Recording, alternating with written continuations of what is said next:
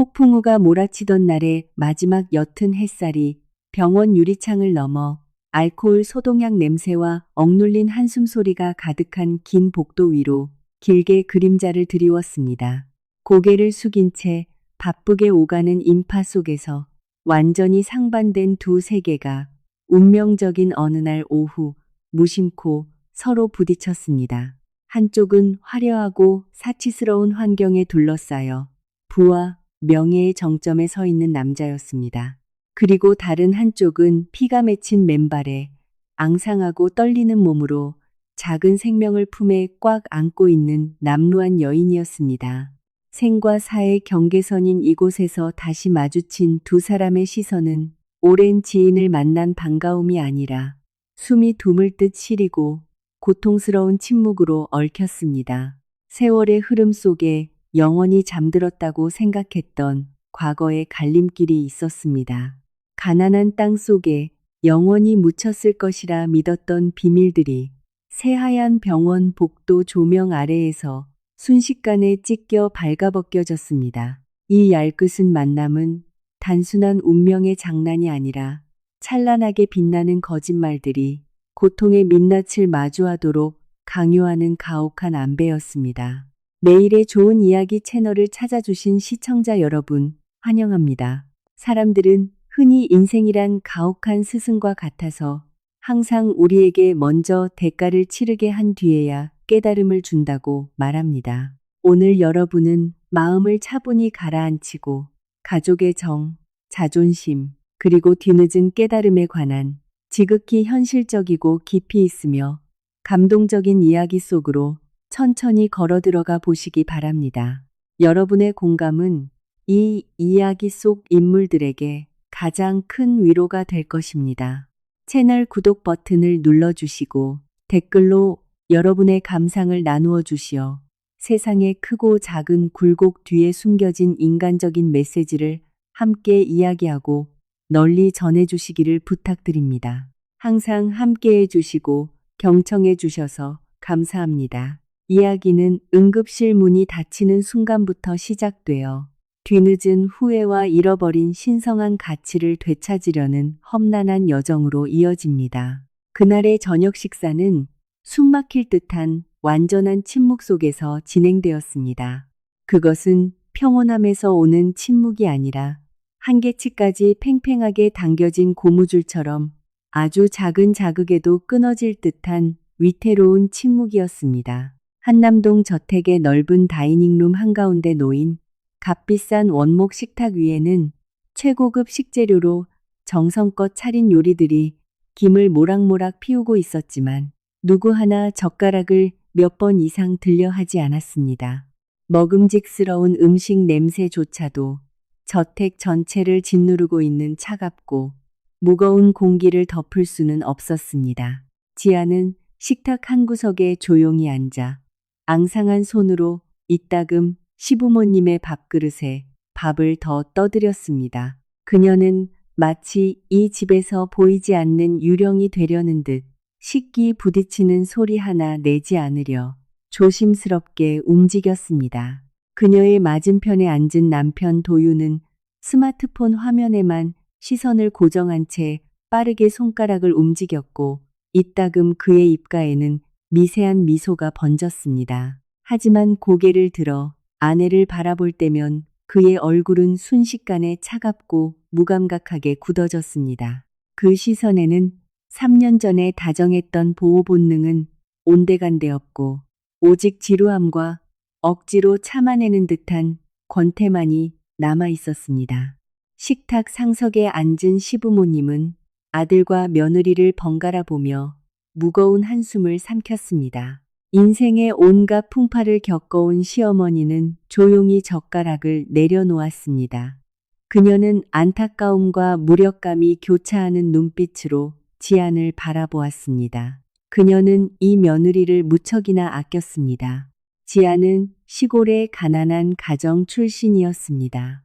시집 오던 날 그녀가 가져온 혼수라고는 착하고 효심 깊은 성품, 그리고 한치의 티끌도 없는 진실한 마음뿐이었습니다. 지난 3년 동안 어마어마한 재산을 쥐고 있는 부유한 남자의 아내로 살면서도 지아는 단 한 번도 사치스러운 생활을 탐하지 않았습니다. 그녀는 여전히 자신의 손으로 직접 집안일을 하고 시부모님의 입맛에 맞게 매끼 식사를 차리며 절대적인 공경과 부지런함으로 어른들을 모셨습니다. 시부모님에게 지안 같은 며느리를 얻은 것은 집안의 큰 복이었습니다. 하지만 그 복은 얇게도 바로 그들의 아들에 의해 무시당하고 있었습니다. 결혼한 지 3년이 지났건만 지안의 배는 여전히 평평했고 이 집안에 단 한 번도 아이의 웃음소리를 안겨주지 못했기 때문입니다. 도윤아, 스마트폰 내려놓고 밥부터 제대로 먹어라. 시아버지가 무겁고 엄한 목소리로 숨막히는 공기를 깨뜨리려 십자가를 졌습니다. 도윤은 흠칫 놀라며 스마트폰을 집어넣었지만 얼굴에는 불쾌한 기색이 역력했습니다. 일 처리할 게 조금 남아서 그랬어요. 아버지, 전 다 먹었으니 먼저들 드세요. 그는 자리에서 일어나 의자를 뒤로 밀었습니다. 대리석 바닥과 의자 다리가 마찰하며 내는 날카로운 소리가 모두의 인내심을 찢어 놓았습니다. 그는 지안을 단 한 번도 쳐다보지 않은 채 반이나 남은 밥그릇을 내버려 두고 2층으로 훌쩍 올라가 버렸습니다. 지안은 고개를 숙인 채 쏟아지려는 눈물을 참으려 파르르 떨리는 속눈썹을 내리깔았습니다. 도윤이 그녀와 밥을 먹기 싫어하는 이유가 바쁜 업무 때문이 아니라는 것을 그녀는 잘 알고 있었습니다. 그것은 지난 몇 달 동안 이어져 온 지독한 냉대의 핑계일 뿐이었습니다. 남자가 성공하여 부와 명예의 정점에 서게 되면 그들의 자아는 너무나도 비대해져서 자신에게 모든 것을 선택하고 대체할 권리가 있다고 믿기 시작합니다. 처음 힘들었던 시절을 함께 뚫고 온 조강지처조차도 예외는 아니었습니다. 과거 지안의 가난은 도윤에게 보호 본능을 일으켰지만 이제 그녀의 소박함과 순수함은 그의 눈에 촌스럽고 지루한 것으로 전락해 버렸습니다. 아이를 갖지 못한다는 압박감은 넘쳐 흐르는 물잔의 마지막 물방울처럼 그의 냉대와 바깥의 새롭고 자극적인 것들에 대한 갈망을 정당화하는 도구가 되었습니다. 시어머니가 지안의 마른 손등을 가볍게 토닥이며 산전수전을 다 겪은 여인 특유의 공감, 어린 목소리로 낮게 말했습니다. 밥 좀 더 먹으렴. 너무 말랐구나. 생각 너무 많이 하지 마라. 아이 문제는 하늘이 맺어주는 인연이니 절대 내 잘못이 아니다. 지아는 어르신의 마음을 편하게 해드리려 애써 미소를 지어 보였지만 그 미소는 오열하는 것보다 더 쓰라려 보였습니다. 네, 전 괜찮아요. 어머니, 아버지도 많이 드세요. 식사는 처참한 분위기 속에서 끝이 났습니다. 시부모님이 침실로 돌아가신 후 넓은 저택은 다시 끔찍한 정적 속에 빠졌습니다. 지아는 비싼 가전제품들로 가득한 크고 현대적인 주방에 홀로 서 있었지만 심장 깊은 곳에서부터 뼛속까지 시려오는 한기를 느꼈습니다. 그녀는 쏟아지는 물소리에 억눌린 한숨소리를 맡긴 채 그릇과 접시를 하나하나 천천히 씻어냈습니다. 이 화려한 부유함 속에서 살아온 지도 벌써 3년째였습니다. 세상 수많은 사람이 부러워하고 갈망하는 삶. 사람들은 그녀가 부유하고 잘생긴 남편을 둔 세상에서 가장 운 좋은 여왕이라고 생각할 것입니다. 하지만 이 화려한 저택 안에서 그녀가 매일 받는 것은 철저하고 끝없는 고독뿐이라는 사실을 아는 이는 아무도 없었습니다. 뒷정리를 마친 지아는 1층 욕실로 들어갔습니다.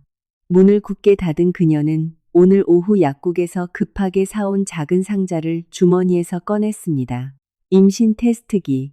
지난 3년 동안 그녀에게 가장 큰 강박이자 공포의 대상이 된 물건이었습니다. 거울 앞에 선 며칠 밤을 설쳐 움푹 패고 다크서클이 짙게 내려앉은 자신의 야윈 얼굴을 바라보았습니다. 그녀는 눈을 감고 아주 작은 희망의 빛이라도 보이기를 간절히 기도하며 기적을 바랐습니다.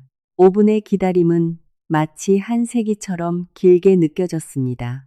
지안이 눈을 뜨고 아래를 내려다 보았을 때 테스트기 위에는 너무나도 선명하고 잔인하게 단 하나의 붉은 선만이 그어져 있었습니다. 또 한 줄이었습니다. 발가 벗겨진 듯한 잔인한 진실은 그녀에게 남아있던 마지막 희망마저 무참히 짓밟았습니다. 지안의 다리에서 힘이 풀렸고 그녀는 차가운 타일 벽에 등을 기댄 채 주저앉아 두 손으로 얼굴을 감쌌습니다. 더 이상 참을 수 없는 억눌린 오열이 새어나오기 시작했습니다. 시부모님이 들으실까봐, 자신의 무력함이 희망을 품고 계신 어른들에게 상처를 줄까봐 소리내어 울지도 못했습니다. 그녀는 그저 뜨거운 눈물이 손가락 사이로 흘러내리도록 내버려 둔 채 소리 없는 통곡을 삼켰습니다. 자신이 너무나도 쓸모없는 인간처럼 느껴졌고 마치 기약 없는 무기징역을 선고받은 죄인이 된 것만 같았습니다. 사람들이 그녀를 칭찬하던 순종적이고 효심 깊은 미덕들은 이제 신성한 어머니의 자격을 대신할 수 없었고 사랑하는 남자의 마음조차 붙잡아둘 수 없었습니다. 남자는 가난할 때는 따뜻한 가정을 원하고 부유해지면 바깥 세상에 반짝이는 것들을 탐한다더니 그 옛말은 단 한 번도 틀린 적이 없었습니다.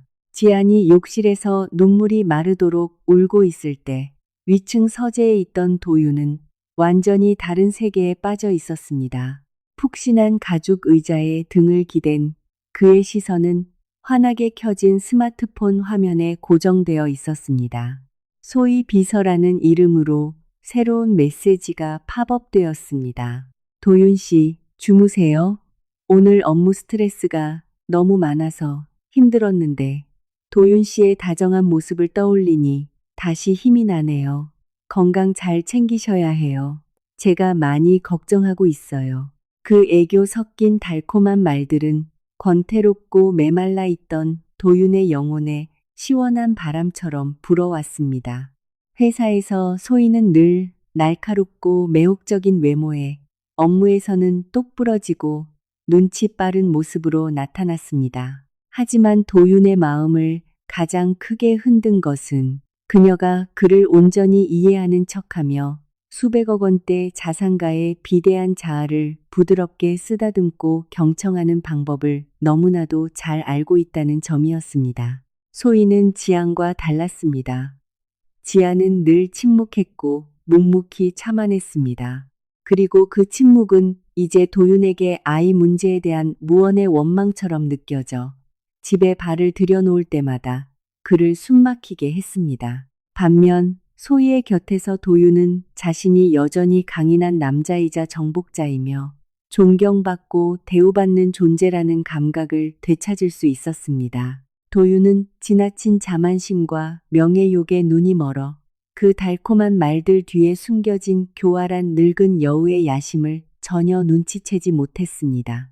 미모와 영악함을 무기로 재벌가에 입성하려는 그녀의 철저한 계산을 말입니다. 도윤은 미소를 지으며 빠르게 답장을 입력했습니다. 나도 네 생각하고 있었어. 내일 사무실에서 봐. 스마트폰 화면을 끈 도윤은 짙은 어둠이 내려앉은 서울 도심의 야경을 창밖으로 내려다보았습니다. 그는 가볍게 한숨을 쉬며 마음속으로 굳은 결심을 내렸습니다. 그는 더 이상 이 차갑게 식어버린 답답하고 꽉 막힌 결혼 생활을 이어가고 싶지 않았습니다. 그는 자신과 함께 정상에 설 수 있는 여자, 훌륭한 후계자를 낳아줄 수 있는 여자가 필요했습니다. 부엌대기처럼 집안일만 맴돌며 매일 밤 끔찍한 침묵만을 안겨주는 아내가 아니라 말입니다. 그 이기적인 생각은 과거의 모든 맹세를 집어삼키며 걷잡을 수 없이 커져만 갔고 영원히 돌이킬 수 없는 파국의 서막을 열고 있었습니다. 강남 최고급 빌딩의 펜트하우스에 위치한 대표실은 완벽한 방음 유리로 둘러싸여 있었습니다. 그곳에서 내려다보는 도로의 자동차 불빛들은 느릿느릿 움직이는 아주 작은 점들처럼 보일 뿐이었습니다. 도유는 이 자리에 서 있는 느낌을 즐겼습니다. 그것은 정상의 선자의 권력을 느끼게 해주었고 자신이 세운 제국을 내려다보며 세상의 모든 것은 돈으로 살 수 없더라도 엄청나게 많은 돈으로는 살 수 있다고 믿게 만들었습니다. 하지만 요즘 그 만족감은 온전하지 못했습니다. 긴장감 넘치던 회의가 끝나고 수많은 서류 더미와 함께 사무실에 홀로 남겨질 때면 지독한 공허함이 다시 밀려와 그를 집어삼켰습니다. 도유는 매일 저녁 넓지만 차갑게 식어버린 한남동 저택으로 돌아가는 것이 두려웠습니다. 억울함과 인내심이 섞인 눈빛으로 자신을 쳐다보는 아내, 그리고 부모님의 억눌린 한숨 소리가 있는 그곳으로 말입니다. 결혼 생활의 권태로움에 마음이 흔들리고 있을 때 나타난 소희는 그가 갈망하던 빈자리를 완벽하게 채워주는 강력한 자극제와 같았습니다. 가벼운 노크 소리가 도윤의 상념을 깨뜨렸습니다. 소희가 들어왔습니다. 그녀의 손에는 은은한 향을 풍기는 따뜻한 커피 한 잔이 들려 있었습니다. 그녀는 딱딱하고 갑갑한 오피스룩 대신 몸매의 부드러운 곡선을 절묘하게 살려주면서도 지나치게 과하지 않은 실크 원피스를 입고 있었습니다. 소희의 걸음걸이는 우아했고 그녀가 지나간 자리에는 너무 독하지도 않으면서 오랫동안 공간에 머무는 고급스러운 향수 냄새가 맴돌았습니다. 커피 드세요. 평소처럼 설탕은 적게, 우유는 듬뿍 넣었어요. 소희가 책상 모서리에 커피를 내려놓으며 맑은 시냇물처럼 상냥한 목소리로 말했습니다. 도윤이 고개를 들어 그녀를 바라보자 그의 얼굴에 깃들어 있던 피곤함이 조금 가셨습니다. 고마워. 사무실 직원들은 다 퇴근했나? 네, 다른 부서 사람들은 1시간 전에 다 퇴근했어요.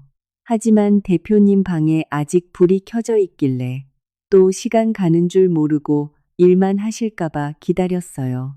소희는 가볍게 미소 지으며 도윤의 눈을 똑바로 응시했습니다. 그녀의 눈빛은 너무 노골적이라 경계심을 일으키지 않으면서도 도윤이 자신이 충분히 존중받고 있다고 느낄 만큼의 완벽한 관심과 애정을 담고 있었습니다. 그녀는 한 걸음 더 다가와 결제가 필요한 서류철을 넘겼고 도윤이 그녀의 가벼운 숨소리까지 들을 수 있을 정도로 거리를 좁혔습니다. 세상의 모든 것을 손에 쥔 남자들이 가장 두려워하는 것은 바로 잊혀지는 느낌입니다. 집에서 지아는 조강지처의 헌신으로 그를 보살폈지만 그 헌신은 마치 프로그램된 기계처럼 평온하다 못해 지루하기 짝이 없었습니다.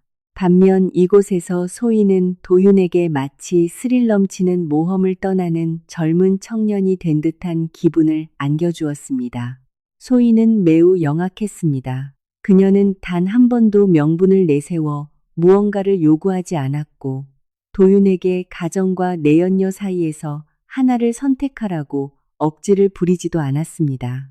대신 그녀는 영혼의 단짝처럼 행세하며 조용히 그의 곁에서 온매무시를 다듬어주고 수백억 원대 자산가인 그가 누구에게도 털어놓지 못하는 보이지 않는 압박감을 나누어 짊어지는 역할을 택했습니다. 도윤 씨, 소희가 도윤의 재킷 어깨에 가볍게 손가락을 얹었습니다. 우연을 가장했지만 다분히 의도적인 접촉이었습니다. 요즘 너무 야위셨어요. 일이 아무리 바빠도 몸 생각은 하셔야죠. 이렇게 피곤해 하시는 모습을 보면 제 마음이 너무 아파요. 마음이 아프다는 그 말은 마치 소희가 주체할 수 없는 거대한 감정을 억누르느라 목이 맨 듯 한껏 낮아진 톤으로 흘러나왔습니다.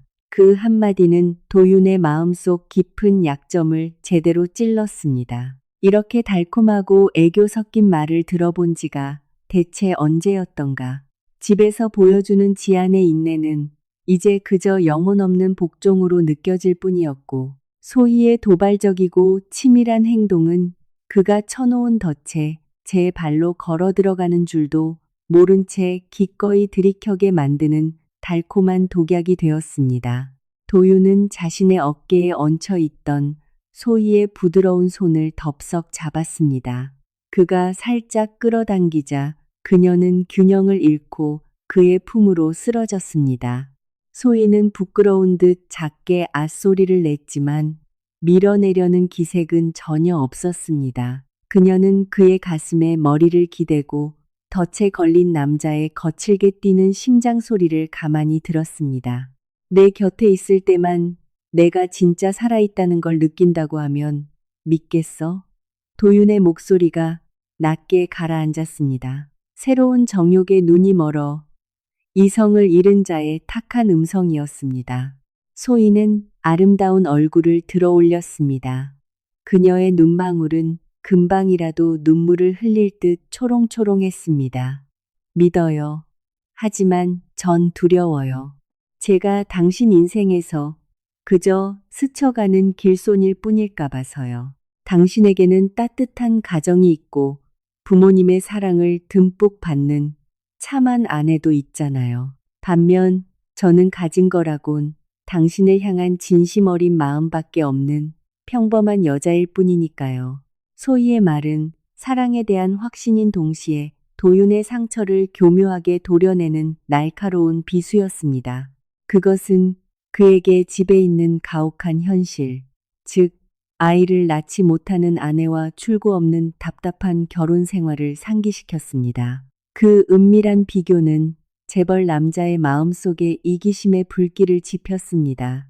그는 자신이 돈을 벌기 위해 청춘을 다 바쳤고 지안에게 부유하고 화려한 삶을 제공함으로써 남편의 도리를 다했다고 스스로를 합리화했습니다. 그렇다면 왜 자신은 스스로의 행복을 찾을 권리가 없단 말인가? 그런 소리 하지 마. 도윤이 소희를 더욱 꽉 끌어안았습니다. 소희의 몸에서 나는 향수 냄새가 그를 완전히 취하게 만들었습니다. 지안이는 좋은 사람이지만 우리 사이에 더 이상 사랑은 없어. 그 결혼은 껍데기뿐이야. 가정을 이어줄 유일한 끈인 아이조차 그녀는 내게 주지 못했어.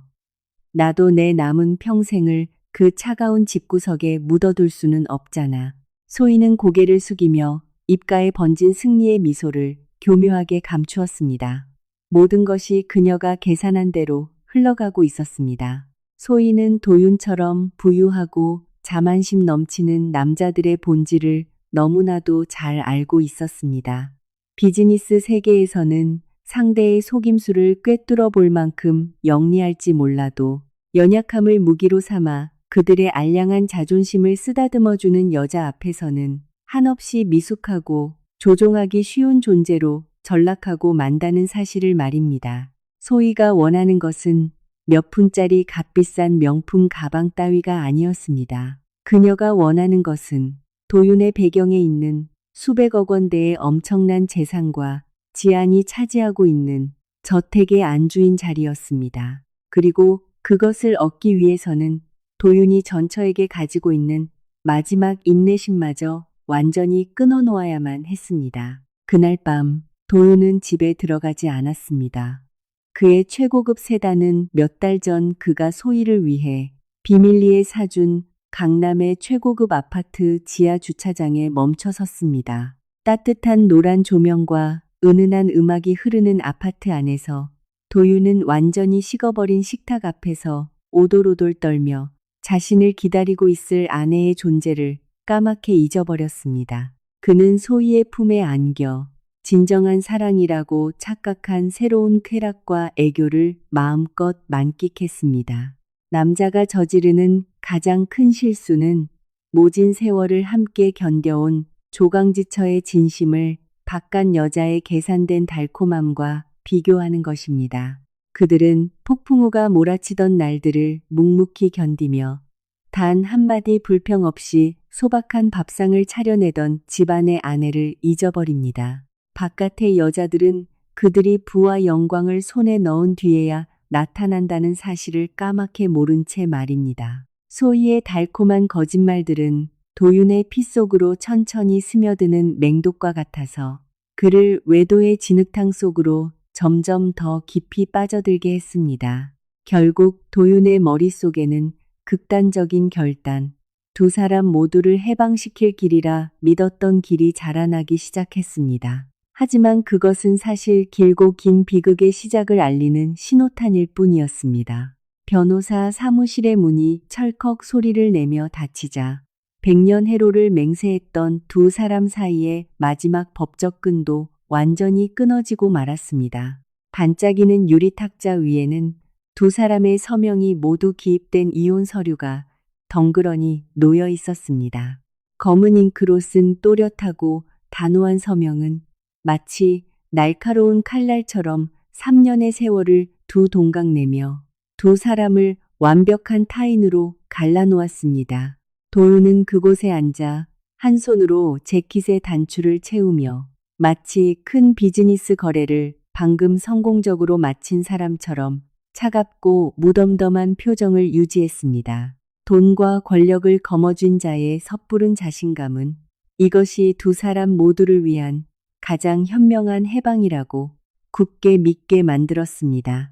그는 슬쩍 지안을 곁눈질했습니다. 그녀는 낡고 빛바랜 하늘색 셔츠를 입고 머리를 대충 뒤로 묶은 채 화장기 하나 없는 창백한 얼굴을 하고 있었습니다. 사무실에 머무는 내내 지안은 한 방울의 눈물도 흘리지 않았고 원망의 말 한마디 내뱉지 않았으며 도윤을 향해 시선 한 번 주지 않았습니다. 그녀의 고요함은 바람 없는 호수처럼 평온해 보였지만 바로 그 침묵이 도윤의 마음속에 알 수 없는 불안감을 피어오르게 했습니다. 재산 분할 문제에 대해서는 조항에 명시한 대로 진행할 거야. 도윤이 무겁고 다소 어색한 목소리로 숨막히는 침묵을 깨려 애썼습니다. 경기도 외곽의 주택 하나와 내 계좌로 넉넉한 현금이 이체될 거야. 지난 3년간의 보상으로 네가 마땅히 받아야 할 몫이니까. 지안이 고개를 살짝 들었습니다. 맑지만 너무나도 깊은 그녀의 눈동자에는 극한까지 쌓인 지독한 피로감이 담겨 있었습니다. 그녀는 재산 분할 서류를 한쪽으로 가볍게 밀어내며 작지만 한치의 흔들림도 없는 단호한 목소리로 말했습니다. 필요 없습니다. 3년 전 제가 당신 집에 빈손으로 들어왔으니 오늘 나갈 때도 빈손으로 가겠습니다. 당신 돈은 당신이 알아서 챙기시고 그 여자와 새로운 보금자리나 잘 꾸미시죠. 전 제 개인 물건들만 챙겨서 떠나겠습니다. 지안의 단호한 거절은 부유한 자산가의 자존심을 정면으로 후려치는 매서운 따귀와 같았습니다. 도윤은 미간을 찌푸렸습니다. 물가 비싼 이 서울 한복판에서 가난한 여자가 도대체 왜 빈손으로 떠나는 길을 택하는지 그는 도무지 이해할 수 없었습니다. 그녀의 지나친 자존심과 고집이 이 순간 그저 불쾌하게만 느껴졌습니다. 지안에게 있어 애정이 모두 식어버린 마당에 그가 던져주는 돈다발은 모욕적인 적선에 불과하다는 것을 그는 알지 못했습니다. 그녀는 자신을 배신한 남자 앞에서 비참하고 불쌍한 존재로 남지 않기 위해 여자로서 지킬 수 있는 마지막 존엄을 택한 것이었습니다. 이별은 며칠 전 한남동 저택에서 있었던 불같은 이혼 통보와는 완전히 대조적으로 매우 신속하고 고요하게 이루어졌습니다. 도윤이 이혼 결정을 통보했을 때 그의 부모님은 식탁을 내리치며 벌떡 일어났습니다. 도윤의 어머니는 오열하며 아들의 얼굴에 삿대질을 하고는 그가 헛것에 씌었다고 허황되고 반짝이는 것들에 눈이 멀었다고 호통을 쳤습니다. 시아버지 역시 만약 그 여자를 집안으로 들이면 자신들이 집을 나가 부자의 연을 끊어버리겠다고 선언했습니다. 하지만 부모님의 맹렬한 만류와 눈물조차도 새로운 욕망에 단단히 취해버린 남자의 발걸음을 돌려세우지는 못했습니다. 도윤은 시간이 모든 것을 잊게 해줄 것이며 소희가 훗날 가문의 대를 이을 핏줄을 낳아준다면 부모님도 결국 받아들일 수밖에 없을 것이라고 철석같이 믿었습니다. 지안이 법률사무소 건물을 나섰을 때 늦은 점심에 뜨거운 햇살이 아스팔트 위로 이글이글 타오르고 있었습니다. 도윤의 최고급 세단이 그녀의 곁을 미끄러지듯 스쳐 지나가더니 순식간에 붕비는 찻길 속으로 합류해 시야에서 사라졌습니다. 그녀는 길가에 우두커니 서서 멀어지는 자동차의 뒷모습을 바라보았습니다. 가슴이 옥죄어 오는 듯한 은근한 통증이 밀려왔습니다.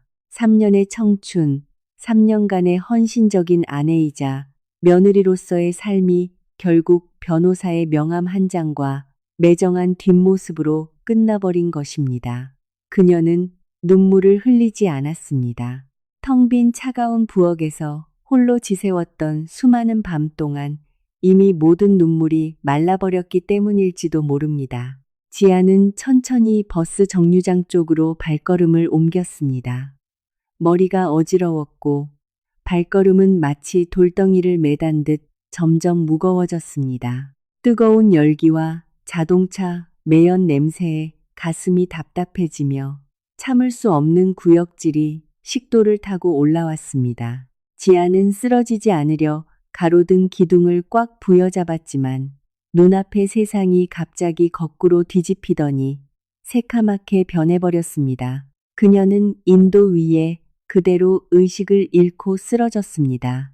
길을 가던 낯선 사람들의 웅성거리는 외침 속에서 지안이 다시 눈을 떴을 때 가장 먼저 시야에 들어온 것은 새하얀 천장과 일반 병원의 지독한 알코올 소독약 냄새였습니다. 그녀의 팔에는 수액 바늘이 꽂혀 있었고 차가운 액체가 정맥을 타고 천천히 흘러 들어오고 있었습니다. 침대 옆에는 안경을 쓴 중년의 의사가 차트를 넘기고 있었습니다. 지안이 움직이는 것을 본 그는 안경을 치켜 올리며 엄격하지만 부드러운 목소리로 물었습니다. 이제 정신이 좀 들어요? 보호자는 어디 있길래 영양실조가 이 지경이 될 때까지 혼자 돌아다닌 겁니까? 지아는 피곤한 듯 고개를 가로저으며 쉰 목소리로 대답했습니다. 전 괜찮아요, 선생님. 햇볕이 너무 뜨거워서 잠시 더위를 먹었나 봐요. 그만 퇴원하게 해주세요. 더위를 먹다니 무슨 소리입니까? 의사가 그녀의 말을 끊었습니다. 질책하는 듯 했지만 진심 어린 걱정이 담긴 목소리였습니다. 몸에 영양분이 하나도 없고 혈압도 심각하게 낮은 데다가 지금 임신 6주 차잖아요. 도대체 엄마가 돼서 어떻게 이렇게 부주의할 수가 있습니까? 하마터면 유산할 뻔했다고요. 아시겠어요?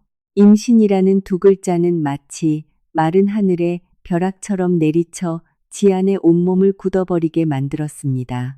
그녀는 의사를 멍하니 바라보며 파르르 떨리는 입술로 간신히 말을 내뱉었습니다. 선생님, 방금 뭐라고 하셨어요? 제가 임신이라고요? 네, 태아가 6주 차에 접어들었고 심장 박동도 정상적으로 뛰기 시작했습니다.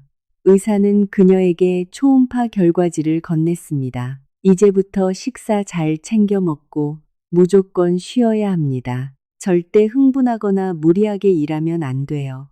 의사가 밖으로 나가자 약 냄새가 진동하는 병실에는 지안 혼자 남겨졌습니다. 그녀는 떨리는 손으로 초음파 사진을 들고 흑백 화면 위에 아주 작고 희미한 점을 바라보았습니다. 오늘 오전 내내 애써 참아왔던 눈물이 마침내 둑이 무너지듯 종이 위로 뚝뚝 떨어져 내렸습니다. 하늘도 참 무심하시지.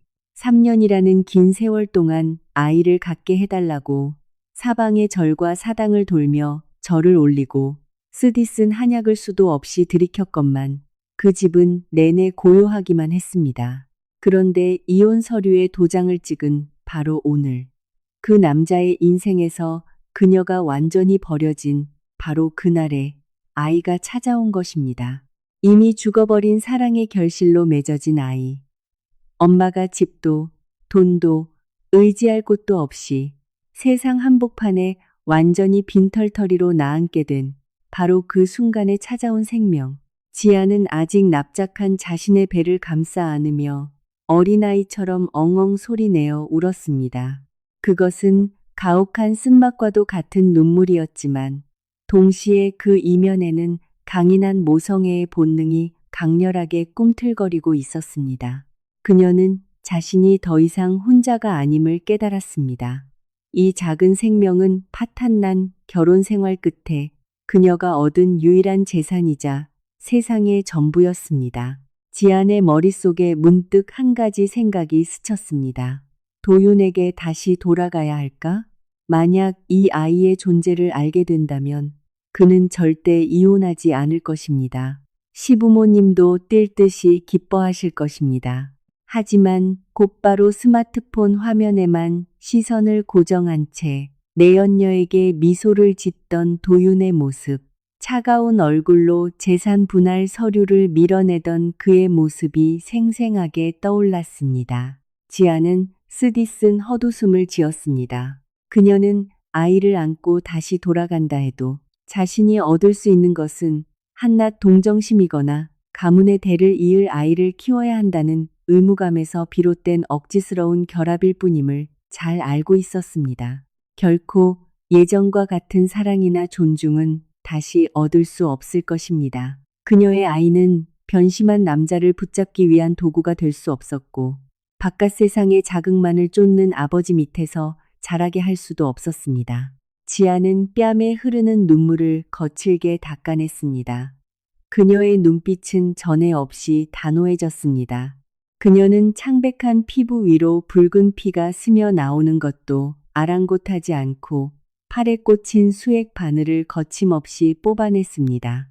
퇴원 수속 데스크로 걸어간 그녀는 주머니에서 스마트폰을 꺼내 지난 수년간 사용했던 유심칩을 빼내 반으로 부러뜨린 뒤 복도 옆 쓰레기통에 미련 없이 던져버렸습니다.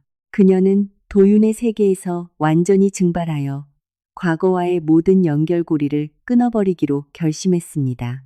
병원 정문을 나선 지아는 서울 도심과는 완전히 반대 방향으로 향하는 버스에 올라타 일용직 노동자들이 모여 사는 서울 변두리의 낡은 다세대 주택가로 향했습니다. 폭풍우가 몰아치는 거친 삶이 미혼모가 된 그녀를 기다리고 있었지만 그녀는 더 이상 두렵지 않았습니다. 살아남아야 했습니다. 이 순간부터 그녀 자신이 바로 아이를 지킬 유일하고 단단한 성벽이 되어야 했기 때문입니다. 시간은 묵묵히 일하는 도공과 같아서 인간이 그 고통에 미처 적응할 틈도 주지 않고 일정한 속도로 물레를 돌려 삶의 모양을 빚어냅니다. 이혼 서류에 붉은 도장이 찍힌 날로부터 어느덧 2년 가까운 시간이 흘렀습니다. 정확히는 22개월.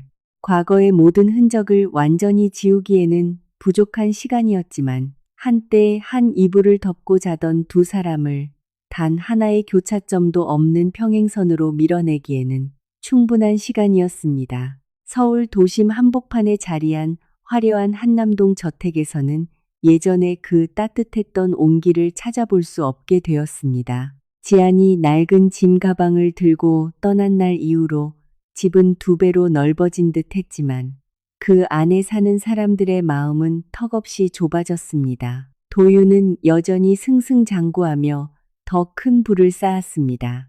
성공적인 프로젝트가 이어질 때마다 그의 재산은 불어났지만 그의 얼굴에는 까칠하고 지친 기색이 깊게 패어 있었습니다.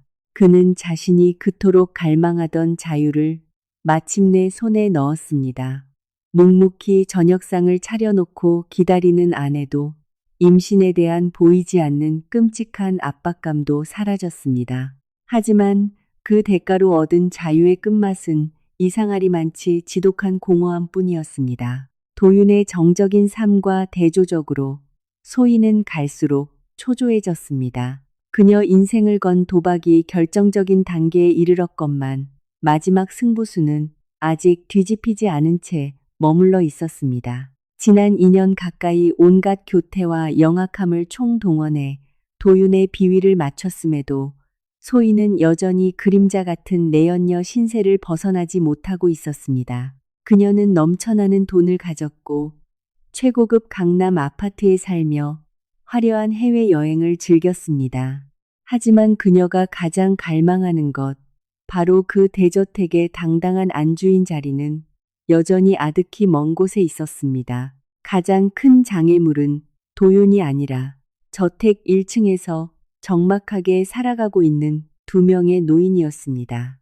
어느 주말 오후 소희는 더 이상 기다리지 않기로 결심했습니다. 그녀는 넓은 인부복 아래로 살짝 부풀어 오른 배를 안고 한 손에는 진료 기록부를 든 채 도윤의 집으로 직접 차를 몰았습니다. 그녀 스스로도 이것이 위험한 도박이자 모든 것을 건 승부수라는 것을 알았지만 명분도 정당성도 없는 상태로 자신의 젊음을 계속 낭비할 수는 없었습니다.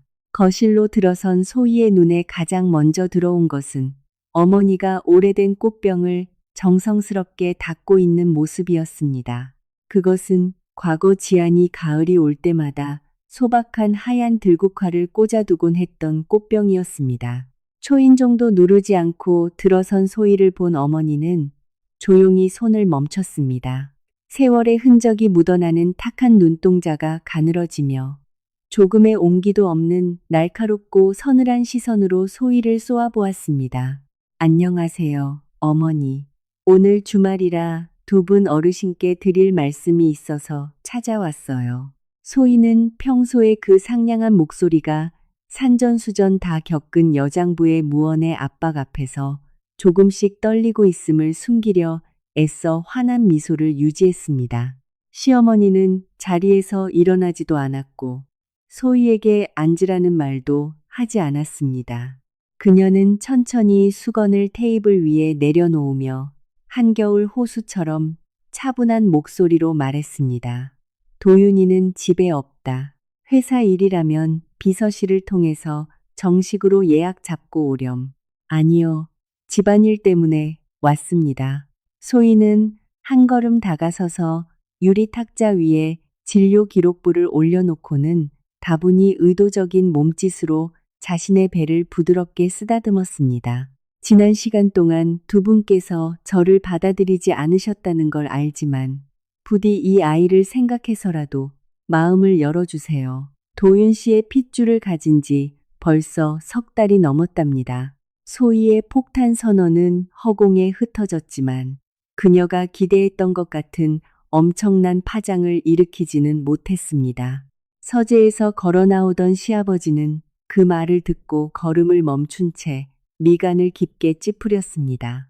시어머니는 탁자 위에 차트를 힐끗 보고는 애써 불쌍하고 가여운 척 연기하고 있는 소희의 얼굴을 똑바로 응시했습니다. 그 눈빛은 너무나도 깊고 예리해서 소희는 자신의 머릿속에 있는 모든 야심과 계산이 벌건 대낮에 완전히 발가벗겨진 듯한 느낌을 받았습니다. 임신했다고 시어머니가 그 말을 반복했습니다. 하지만 목소리에는 단 한치의 기쁨도 없었고 오직 평생의 모진 풍파를 견뎌낸 자 특유의 무서운 침착함만이 서려 있었습니다. 우리 집안이 돈이 궁해서 아이 하나를 조건으로 거래라도 할 것 같니? 어머님, 그렇게 말씀하시니 제가 너무 비참하잖아요. 소희는 당황한 기색이 역력했고 눈가에는 눈물이 핑 돌았습니다. 저와 도윤 씨는 진심으로 사랑하는 사이예요. 이 아이는 저희 사랑의 결실이고요. 전 아이를 무기로 뭘 바라는 게 아니에요. 그저 제 아이가 번듯한 아빠를 두고 온전한 가정에서 자라게 해주고 싶을 뿐입니다. 시어머니가 자리에서 일어나 소희에게 다가갔습니다. 거리가 너무 가까워진 탓에 소희는 숨이 막힐 듯한 압박감을 느꼈습니다. 노인은 손을 들어 올렸지만 그것은 다독이기 위함이 아니라 탁자 위의 차트를 매섭게 가리키기 위함이었습니다. 네가 사회에서 굴러먹은 그 얄팍한 영악함과 달콤한 거짓말로 내 아들놈 눈을 속일 수는 있겠지. 남자는 새로운 것에 취하면 다들 등신처럼 눈이 멀기 마련이니까. 하지만 똑똑히 명심해라. 나는 세상을 그 긴 세월 살아오면서 너 같은 부류를 한두 번 본 게 아니야. 내 옛 며느리. 걔는 가난하고 번지르르한 말은 할 줄 몰랐지만 나를 쳐다볼 때 어떤 계산도 눈에 담지 않았다. 하지만 넌 오는 그 순간에도 남들의 반응을 살피느라 눈동자를 굴리고 있잖니. 내 뱃속의 아이가 정말 우리 집안 핏줄인지 아닌지는 내 양심이 가장 잘 알겠지. 한낱 생명을 네 출세의 도박판에 올리지 마라. 그 대가는 아주 끔찍할 테니까. 시어머니의 말은 소희의 자만심에 찬물을 끼얹는 벼락과 같았습니다. 그녀의 얼굴은 하얗게 질렸고 입술이 파르르 떨려 아무 말도 나오지 않았습니다. 바로 그때 마당 밖에서 익숙한 자동차 엔진 소리가 들려왔습니다. 긴 출장을 마치고 돌아온 도윤이 지친 기색으로 현관문을 열고 들어섰습니다. 거실 한가운데서 눈물을 흘리며 멍하니 서 있는 소희와 엄숙하게 굳어있는 부모님의 얼굴을 본 그는 즉시 상황을 파악했습니다. 소희야, 네가 여긴 어쩐 일이야? 도윤은 미간을 찌푸리며 그녀의 곁으로 다가갔지만 그의 목소리에는 2년 전의 열정적인 반가움은 남아있지 않았습니다. 오히려 사랑이라기보다는 무거운 책임감과 피로감이 섞인 목소리였습니다. 도윤 씨, 전 그저 아버님 어머님을 찾아뵙고 싶었을 뿐인데 제가 여기 오면 안 되는 거였나 봐요. 소희는 훌쩍이며 폭풍 후에 짓밟힌 작은 새처럼 도윤의 품으로 파고들었습니다. 도윤아, 당장 저 여자 데리고 나가라. 줄곧 침묵을 지키던 시아버지가 입을 열었습니다. 그의 목소리는 단호하고 매서웠습니다. 저 여자가 이 집에 얼쩡거리는 한 우리 부부는 단 하루도 맘 편히 눈을 감지 못할 거다. 나가. 도윤은 부모님을 쳐다보다가 식탁 위 정기 산정 검사라고 적힌 진료 기록부로 시선을 옮겼습니다. 그는 길게 한숨을 푹 내쉬더니 소희의 손을 잡고 현관문을 나섰습니다. 그의 발걸음은 돌덩이를 묶어놓은 듯 무거웠습니다. 소희를 강남 아파트로 데려다주는 차 안에서 도윤은 단 한마디도 하지 않았습니다. 지금 그의 침묵은 과거 지안이 보여주었던 평온한 침묵과는 완전히 달랐습니다. 그것은 다분히 목적성을 띤 구속의 덫에 자신이 갇혔음을 깨닫기 시작한 남자의 무거운 침묵이었습니다. 소희와 동거하며 돈으로 그녀의 모든 요구를 채워주었지만 도윤의 마음속 깊은 곳에서 신뢰는 이미 사치품이 되어버린 지 오래였습니다. 그는 옛날에 그 소박한 밥상이 그리웠고 얼마를 버는지 묻지도 않은 채 매일 아침 다림질이 잘된 빳빳한 셔츠를 조용히 준비해주던 지안의 모습이 그리웠습니다. 그는 소희의 똑 부러짐이 결국 더 큰 물질적 요구를 쟁취하기 위한 수단일 뿐이라는 것을 차츰 깨닫고 있었습니다. 그녀의 포옹 한 번, 애교 섞인 콧소리 한 번에는 언제나 값비싼 쇼핑 영수증이나 혼인신고를 요구하는 압박이 뒤따랐기 때문입니다.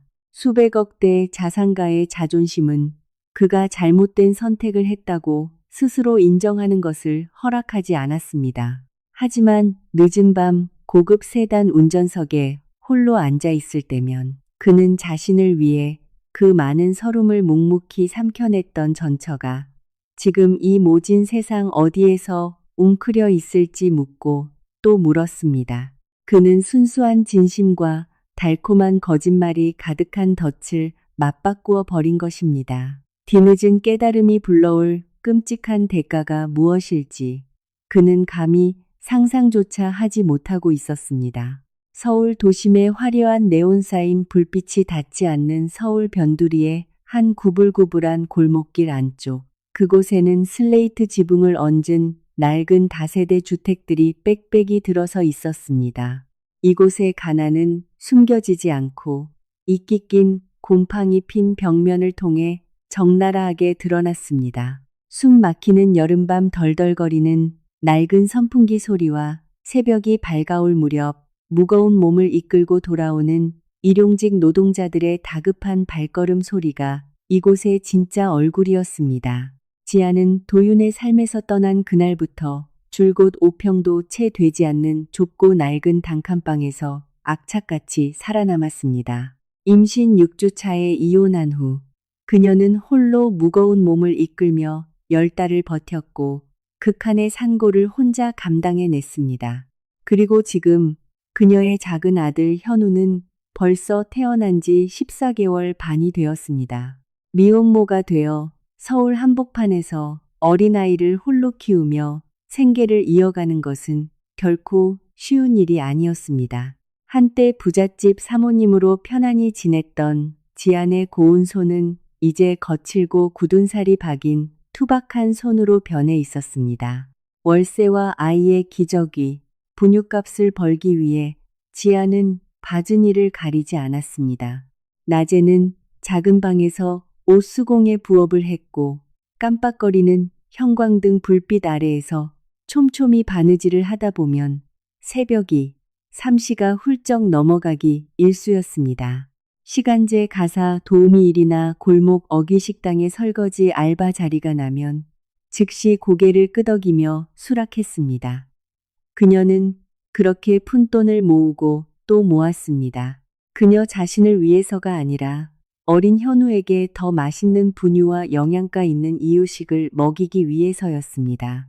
이제 막 옹알이를 시작하고 뒤뚱뒤뚱 걷기 시작한 14개월 반 된 아들 현우는 지안이 거센 삶의 풍파 앞에서도 쓰러지지 않게 해주는 유일한 버팀목이었습니다. 아이는 고집스러워 보이는 짱구 이마와 아빠를 쏙 빼닮은 반짝이는 눈망울을 가졌지만 다행히도 성품만큼은 엄마를 닮아 아주 순하고 착했습니다.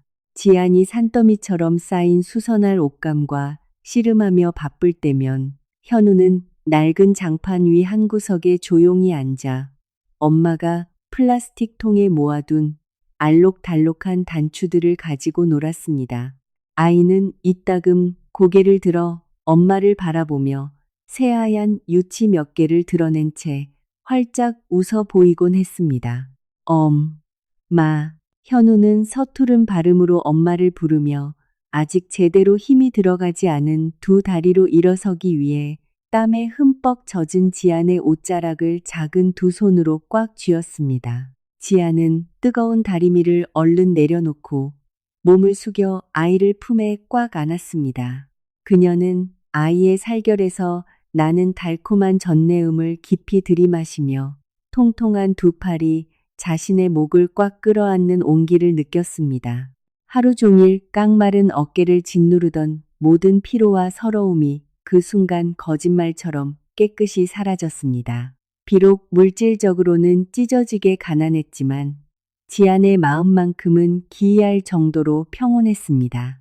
그녀는 자신을 버린 남자를 단 한 번도 원망하지 않았고 아이 앞에서 부자 아빠의 존재를 입에 올린 적도 없었습니다. 그녀는 과거를 가슴 깊은 곳에 단단히 묻어둔 채 오직 자신의 자존심이 담긴 두 손과 땀방울로 당당하게 아이를 키워내겠다고 굳게 다짐했습니다. 하지만 인생은 결코 잔잔한 강물이 아니며 폭풍우는 늘 어머니의 인내심을 시험할 방법을 찾아냅니다. 거대한 태풍이 서울을 강타하자 변두리 다세대 주택가는 가장 먼저 직격탄을 맞았습니다. 내륙으로 상륙한 태풍은 꼬박 이틀 밤낮 동안 무자비한 폭우를 쏟아부었습니다.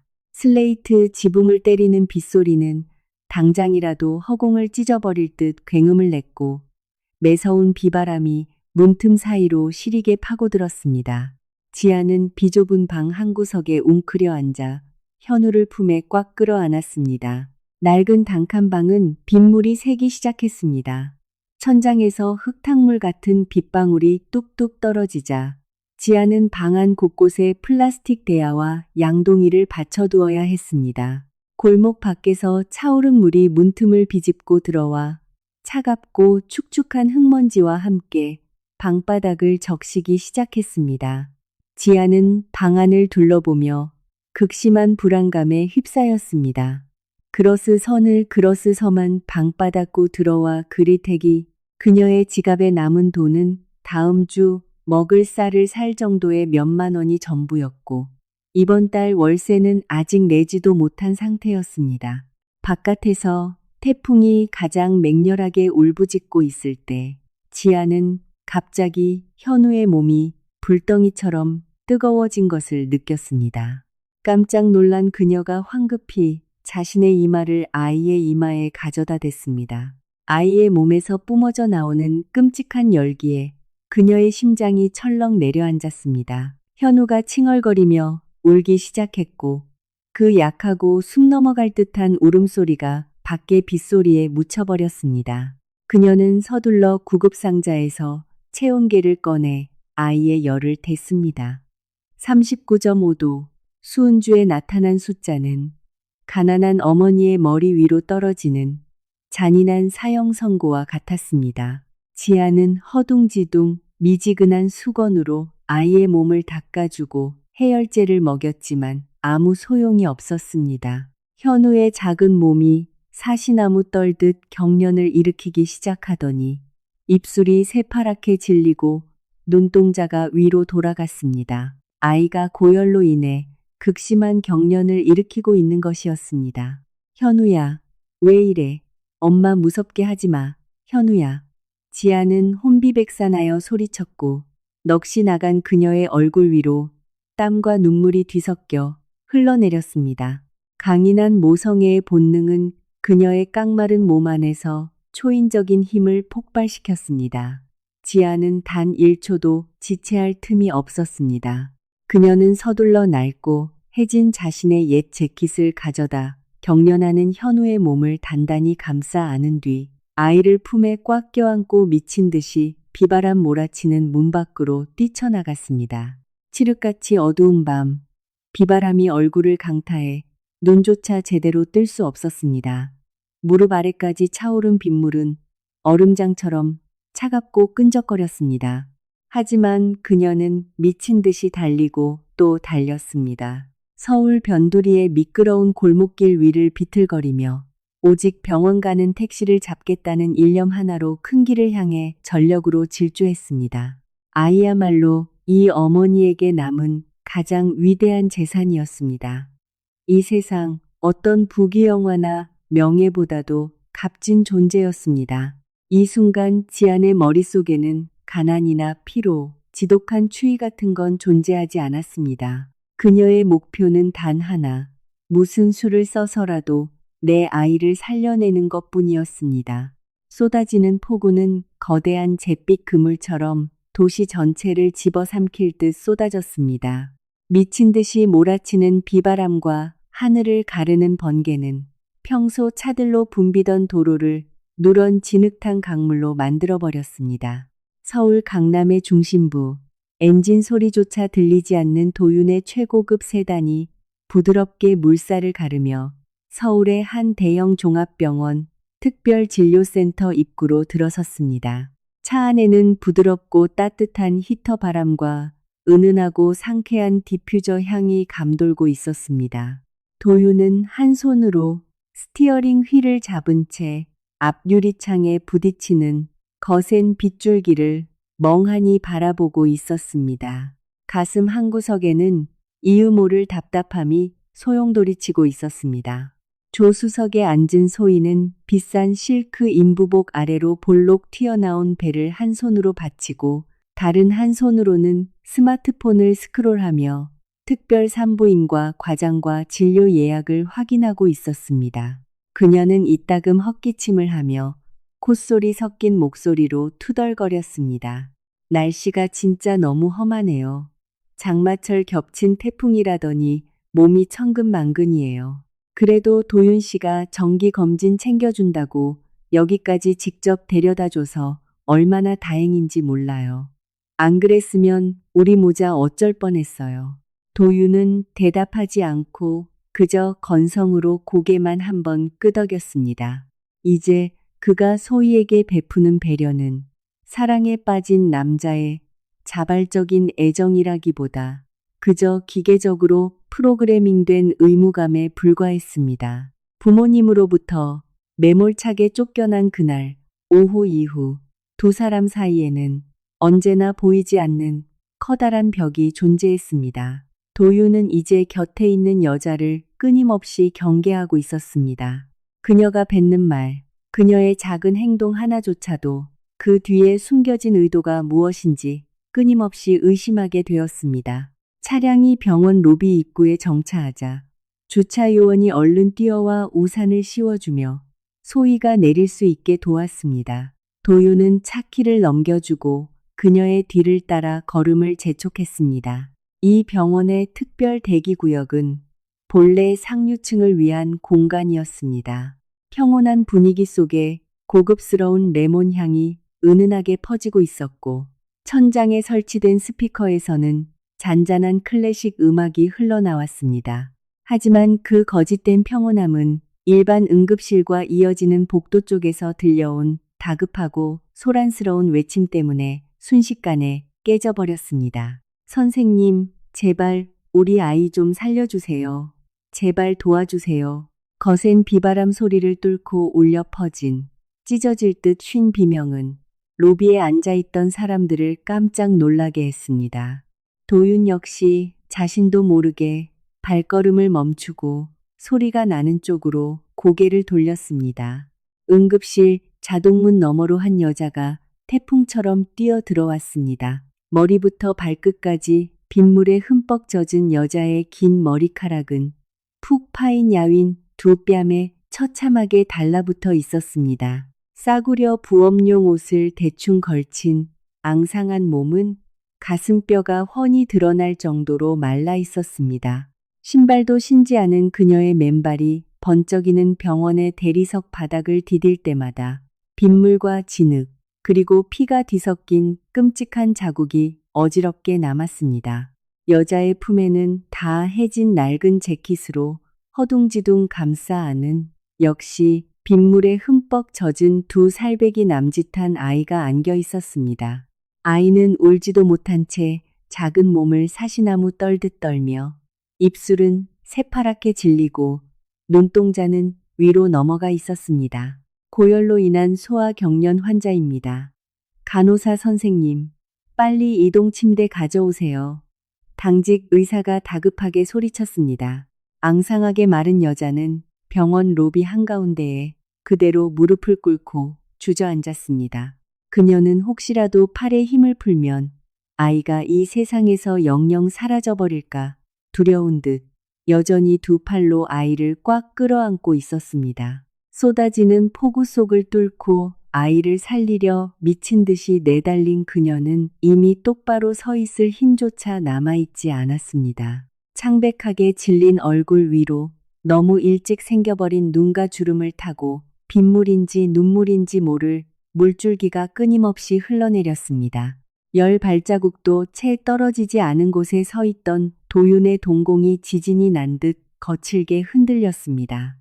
남루한 행색의 그 여자를 명확히 알아본 순간 그의 심장은 날카로운 유리 조각에 찔린 듯 거칠고 불규칙하게 요동쳤습니다. 저 앙상하고 마른 몸매, 세상의 풍파에 깎이고 마모되었음에도 여전히 남아있는 특유의 순수한 얼굴, 다름 아닌 그녀였습니다.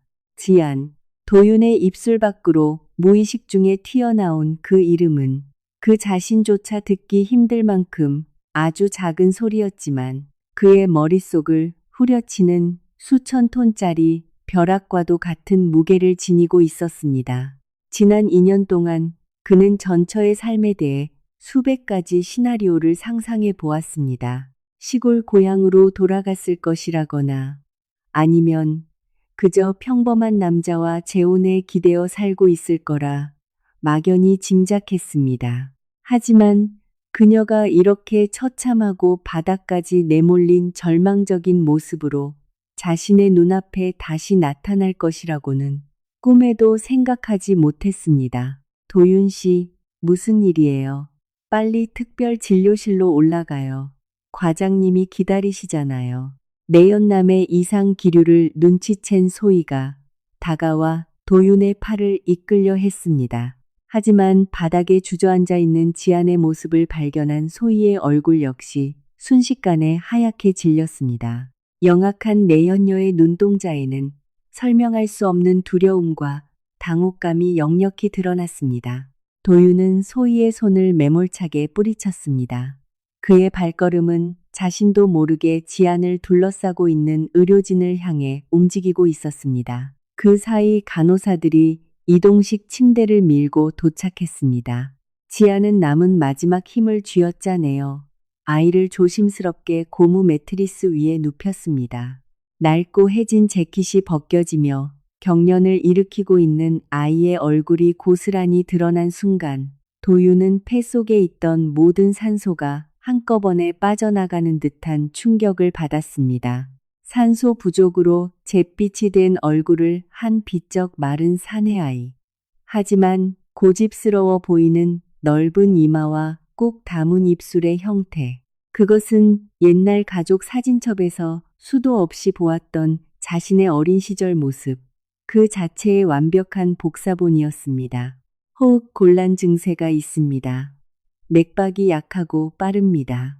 당장 응급 중환자실로 옮기세요.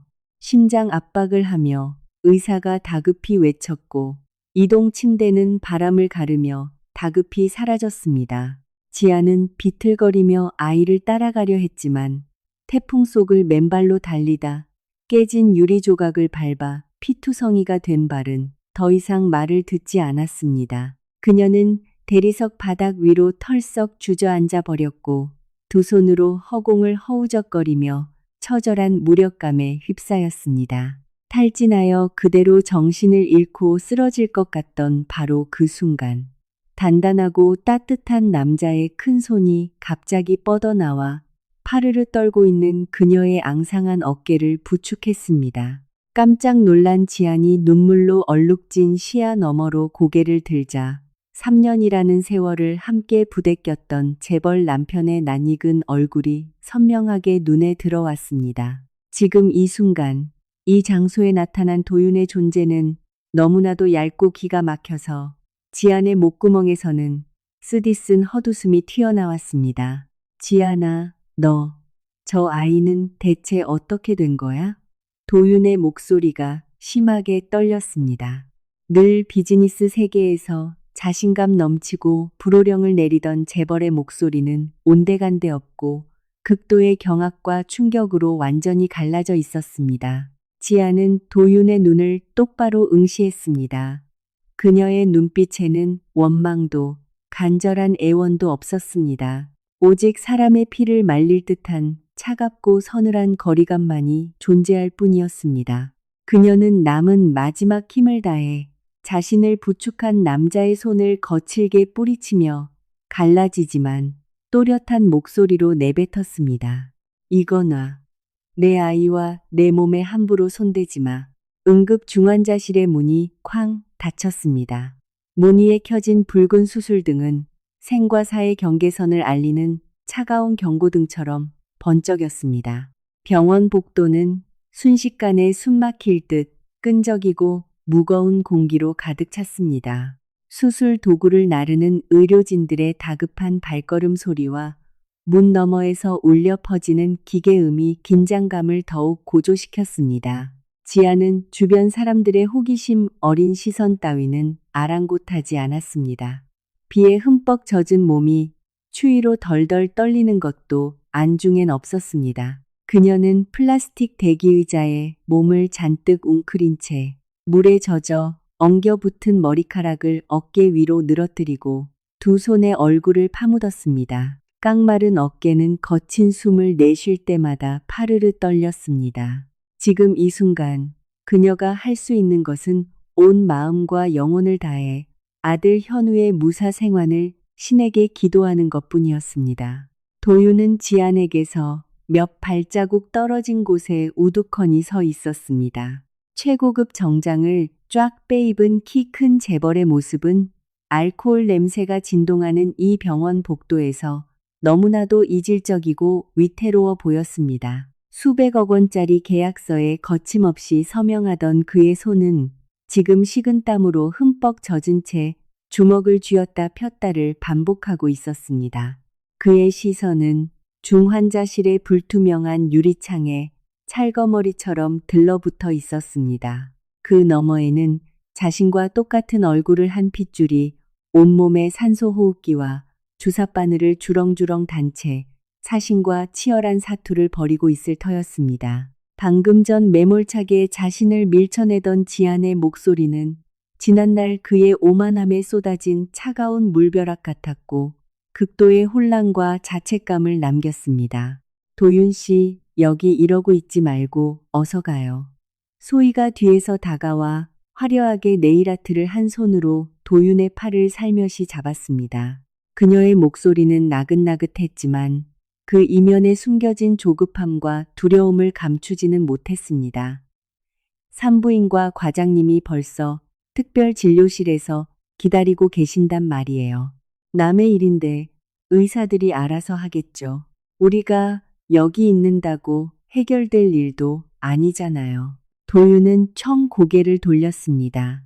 날카로운 비수처럼 꽂히는 그의 차가운 시선에 소희는 무의식적으로 손을 움츠렸고 뱉으려던 뒷말을 꿀꺽 삼킬 수밖에 없었습니다. 소희는 도윤이 자신을 이토록 무서운 눈빛으로 쳐다보는 것을 단 한 번도 본 적이 없었습니다.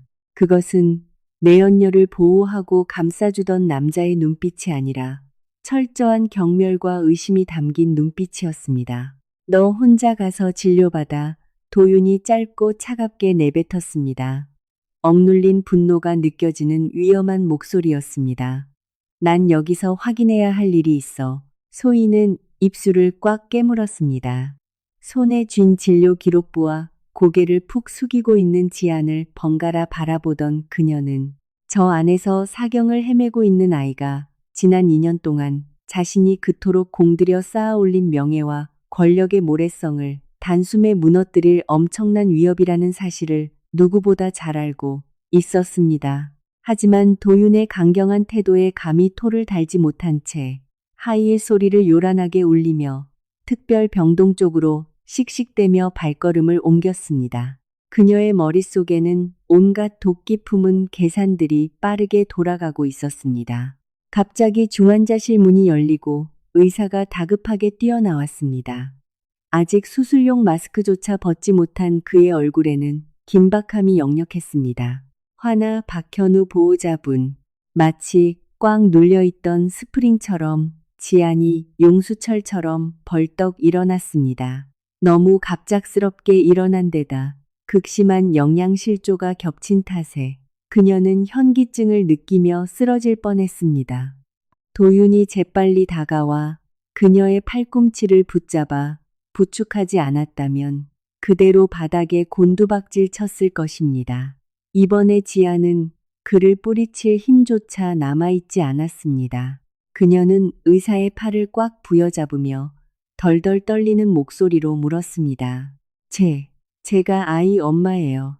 우리 아이 어떻게 됐나요? 선생님, 심한 고열과 경련을 동반한 급성 혈소판 감소증입니다. 현재 뇌출혈 징후가 보이고 심각한 출혈 상태라 생명을 유지하려면 당장 수혈이 급합니다. 의사가 차트를 빠르게 넘겼습니다. 하나의 혈액형은 O형인데 태풍 피해로 인한 응급 환자가 폭증해서 현재 저희 병원 혈액은행에 O형 혈액이 바닥난 상태입니다. 혹시 보호자 중에 O형이신 분 계십니까? 당장 피를 뽑아 수혈해야 합니다. 제가 O형이에요.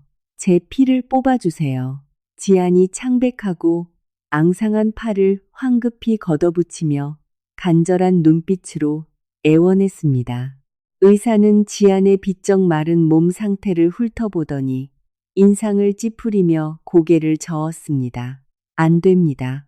얼굴빛이 이렇게 창백하고 심각한 영양실조 상태인데 헌혈 기준 수치에 택도 없이 모자랍니다. 무리하게 어머니 피를 뽑았다간 아이를 살리기도 전에 어머니가 먼저 쓰러집니다. 다른 가족분 안 계십니까? 아이 아빠는요? 의사의 질문은 텅 빈 복도에 뼈아픈 침묵만을 남겼습니다.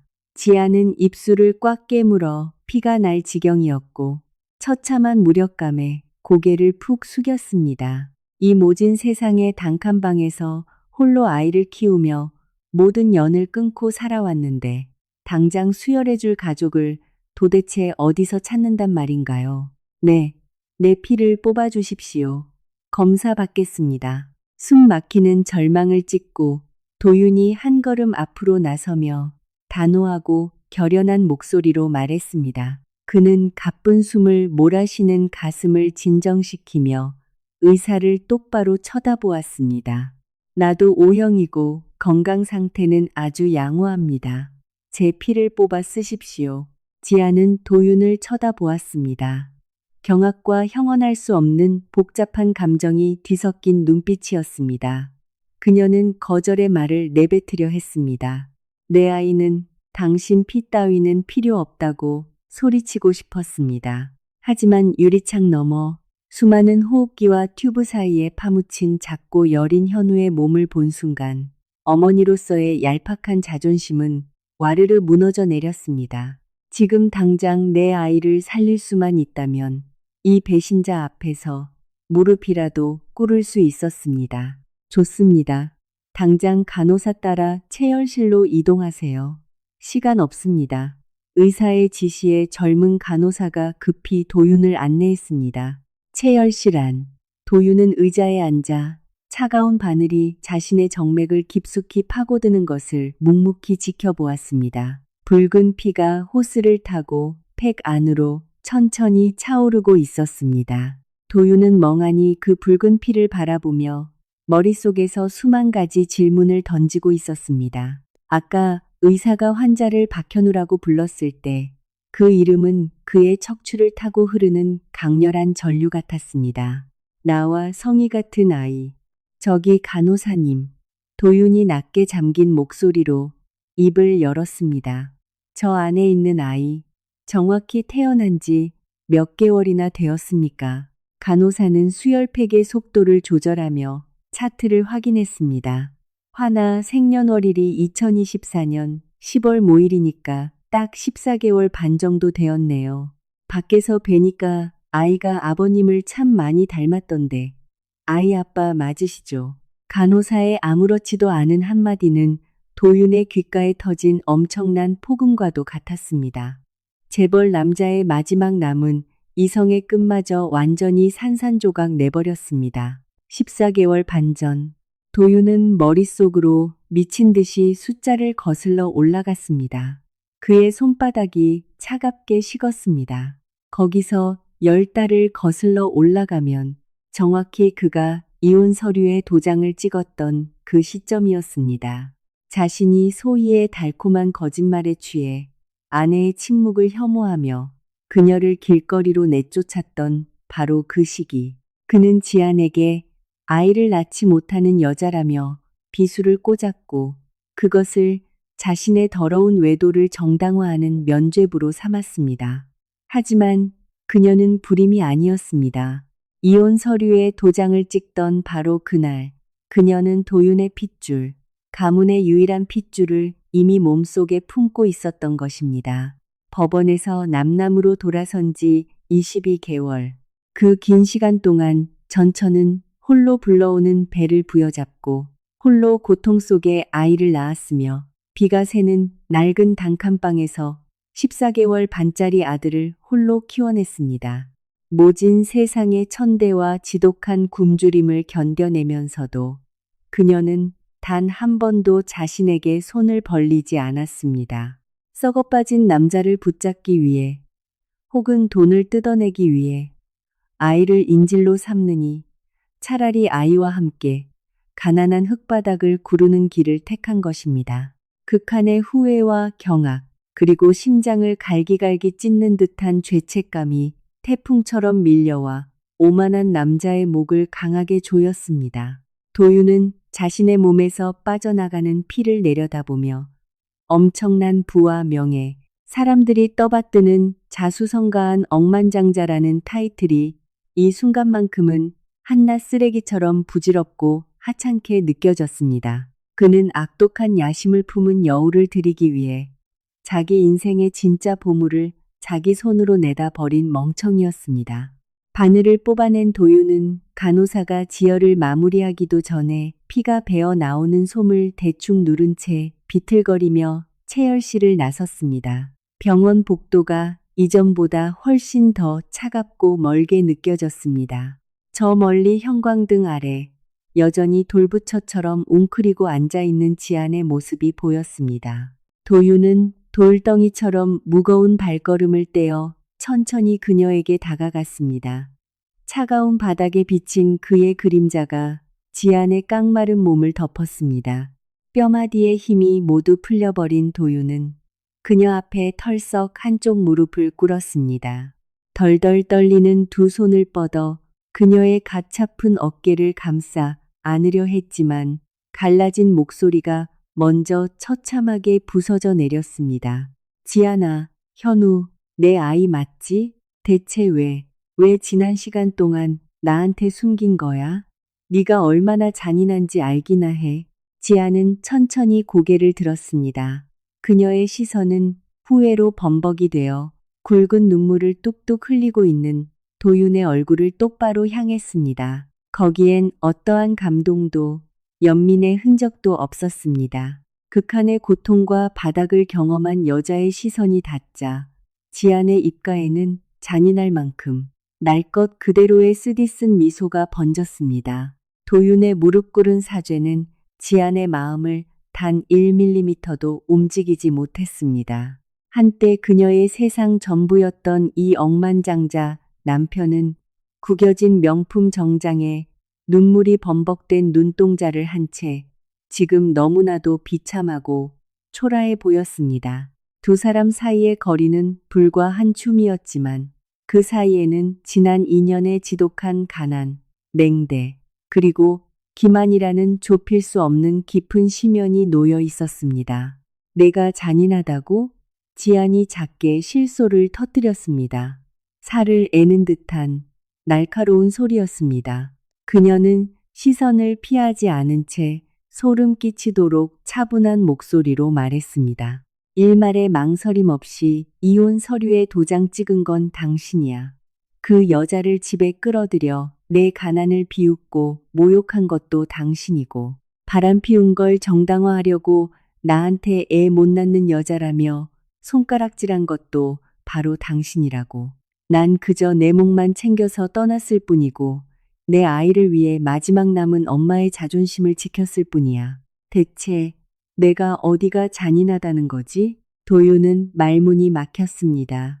허공에 뻗은 그의 손은 그대로 얼어붙었습니다. 지안이 뱉어낸 말들은 과거 그의 극단적인 이기심을 하나하나 발가벗겨 전시하는 적나라한 사형 선고와도 같았습니다.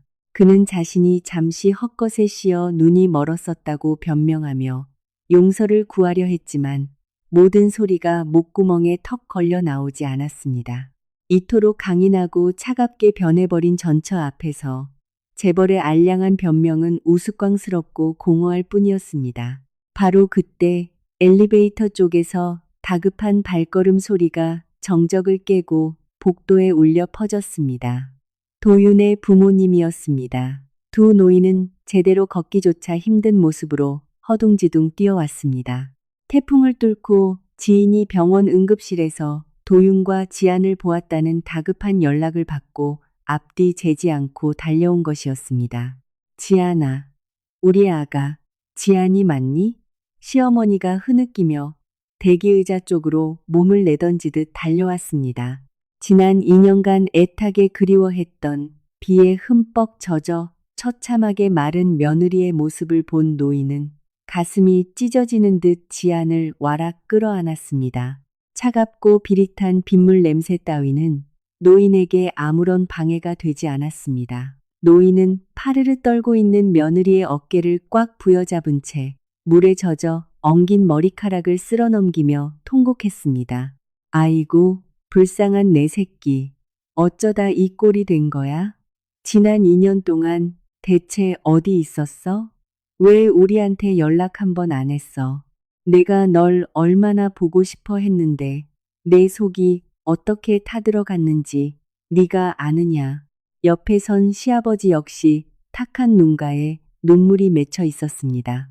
바닥에 무릎을 꿇고 있는 아들 도윤을 한번 내려다본 그는 이내 중환자실을 알리는 붉은 명패로 시선을 옮겼습니다. 주름진 노인의 손이 덜덜 떨렸습니다. 저 안에 있는 아이가 우리 손자냐? 도윤이 수치심과 후회로 가득 찬 목이 맨 소리로 대답했습니다. 저와 지안이의 아들입니다. 벌써 20개월, 아니 14개월 반이 되었습니다. 도윤의 확인에 두 노인은 크게 휘청거렸습니다. 시어머니는 지안을 품에서 떼어내고 아들을 노려보다가 다시 지안을 바라보며 그것이 사실인지 애타게 답을 구했습니다. 지안은 아무 말도 하지 않은 채 조용히 고개를 끄덕였습니다. 홀쭉한 뺨을 타고 흐르는 굵은 눈물이 가장 확실한 대답이었습니다. 시아버지는 더 이상 참지 못하고 극도의 분노를 터뜨렸습니다. 그는 성큼 다가와 도윤의 뺨을 거침없이 후려쳤습니다. 짝 하는 파열음이 병원 복도를 날카롭게 울렸고 지나가던 몇몇 사람들이 놀라 고개를 돌렸습니다. 이 천하의 몹쓸 놈아, 네가 그러고도 사람 새끼냐. 시아버지가 목이 맨 소리로 호통을 쳤습니다. 그깟 교활한 여우 같은 년한테 홀려서 조강지처를 내쫓고 우리 핏줄이 이 비바람 속에서 죽을 고비를 넘길 때까지 길바닥에서 생고생을 하게 만들어 내 놈이 수백억 수천억을 쥐고 있으면 뭐하냐. 네 인성 밑바닥이 저 여린 핏덩이만도 못한 것을. 도윤은 고개가 완전히 돌아갈 정도로 세게 따귀를 맞았지만 피하지도 감히 반항조차 하지도 못했습니다. 그는 자신이 맞아 마땅하며 이보다 더한 벌을 받아도 싸다는 것을 뼈저리게 알고 있었습니다. 집안 식구들이 비극적인 진실 앞에서 오열하고 있을 때 특별 진료를 마치고 돌아오던 소희가 이 광경을 목격했습니다. 도윤의 부모님이 지안을 끌어안고 있고 도윤이 무릎 꿇고 뺨을 맞으며 참회하는 모습을 멀리서 지켜본 소희의 마음속에는 질투심과 극도의 공포가 솟구쳤습니다. 지금 여기서 어떻게든 상황을 뒤집지 못하면 그녀가 차지할 자리는 영영 사라져 버릴 것이 분명했습니다. 소희는 일부러 구두 굽소리를 요란하게 울리며 위풍당당하게 걸어왔습니다. 가까이 다가오자마자 특유의 표독스러운 목소리로 분위기를 억지로 장악하려 들었습니다. 어머님, 아버님, 도윤 씨, 다들 저 여자한테 속고 계신 거예요. 2년 전에 이혼할 때 위자료 한 푼 안 받고 떠난다고 고상한 척 하더니 왜 그때 임신했다는 소리는 쏙 빼놓았을까요? 이제 와서 도윤 씨 회사 더 커지고 부자 된 거 아니까 아이 인질로 삼아서 돈 뜯어내고 재산 분할 청구하려고 작정하고 나타난 거 아니에요? 저렇게 가난하고 속 시커먼 부류의 여자들 제가 겪어봐서 잘 알아요. 닥치지 못해. 시어머니가 번쩍 자리에서 일어났습니다. 서슬퍼런 시어머니의 호통이 소희의 천박한 모욕을 단칼에 베어버렸습니다. 노인은 한 걸음 앞으로 나서며 마치 상처 입은 새끼를 보호하는 든든한 성벽처럼 지안의 앞을 막아섰습니다. 산전수전 다 겪은 어르신의 눈빛은 마치 더러운 오물 덩어리를 보는 듯 소희를 경멸했습니다. 너는 세상 모든 사람이 다 너처럼 뼛속까지 썩어 빠진 줄 아느냐? 내 옛 며느리는 우리 집에서 3년을 사는 동안 쌈짓돈 한 푼 허투루 요구한 적 없는 아이다. 이 집에서 나갈 때도 자기 자존심 지키겠다고 내 놈들이 던져주는 돈다발 쳐다보지도 않았어. 만약 돈을 원했다면 진작에 배가 불러올 때 내 아들놈을 찾아왔겠지. 애가 죽을 고비를 넘기며 이 지경이 돼서야 병원에 굴러들어왔겠냐? 입만 열면 돈 자리 타령하는 너 같은 천박한 년이나 그런 비열한 계산을 하겠지. 정통으로 팩트 폭격을 당한 소희의 화려하게 화장한 얼굴이 흉측하게 일그러졌습니다. 그녀는 도윤의 팔을 다급히 붙잡으며 처절하게 울상을 지었습니다. 도윤 씨, 어머님이 저한테 이러시는 거 보세요. 저도 당신 아이 가졌잖아요. 저도 당신과 이 집안 생각해서 다 한마디 한 건데. 도윤이 자리에서 일어났습니다. 그는 자신의 팔을 잡고 있는 소희의 손을 천천히, 하지만 아주 단호하게 떼어냈습니다. 소희를 내려다보는 그의 눈빛에는 예전의 온기 따위는 눈곱만큼도 없었습니다. 오직 소름 끼치도록 차가운 냉대와 혐오감만이 가득했습니다. 지금 내뱉는 소희의 이기적이고 도끼 어린 말들은 지난 2년 전 그가 저질렀던 어리석고 끔찍한 실수를 가장 적나라하게 비춰주는 거울과 같았습니다. 너, 그 입 다물어. 도윤이 얼음장처럼 차갑게 가라앉은 목소리로 말했습니다. 아까 체열실에서 간호사한테 차트를 확인했다. 저 안에 있는 아이, 생년월일이 2024년 10월 5일이야. 내 핏줄이라는 건 내년이 떠들지 않아도 명백한 사실이다. 그리고 너. 도윤은 잠시 말을 멈추고 살짝 부풀어 오른 소희의 배를 뚫어지게 응시했습니다. 내가 아까 특별 산부인과 과장한테 내 임신 기록 낱낱이 파악하라고 지시해뒀다. 네가 나랑 빨리 결혼식 올리려고 임신 주수 속이고 가짜 서류 꾸민 거 모를 줄 알아? 내 그 썩어 빠진 본색과 사기극, 오늘부로 전부 끝난 줄 알아? 도윤의 폭탄 선언은 소희의 정수리에 벼락을 내리꽂은 것과 같았습니다.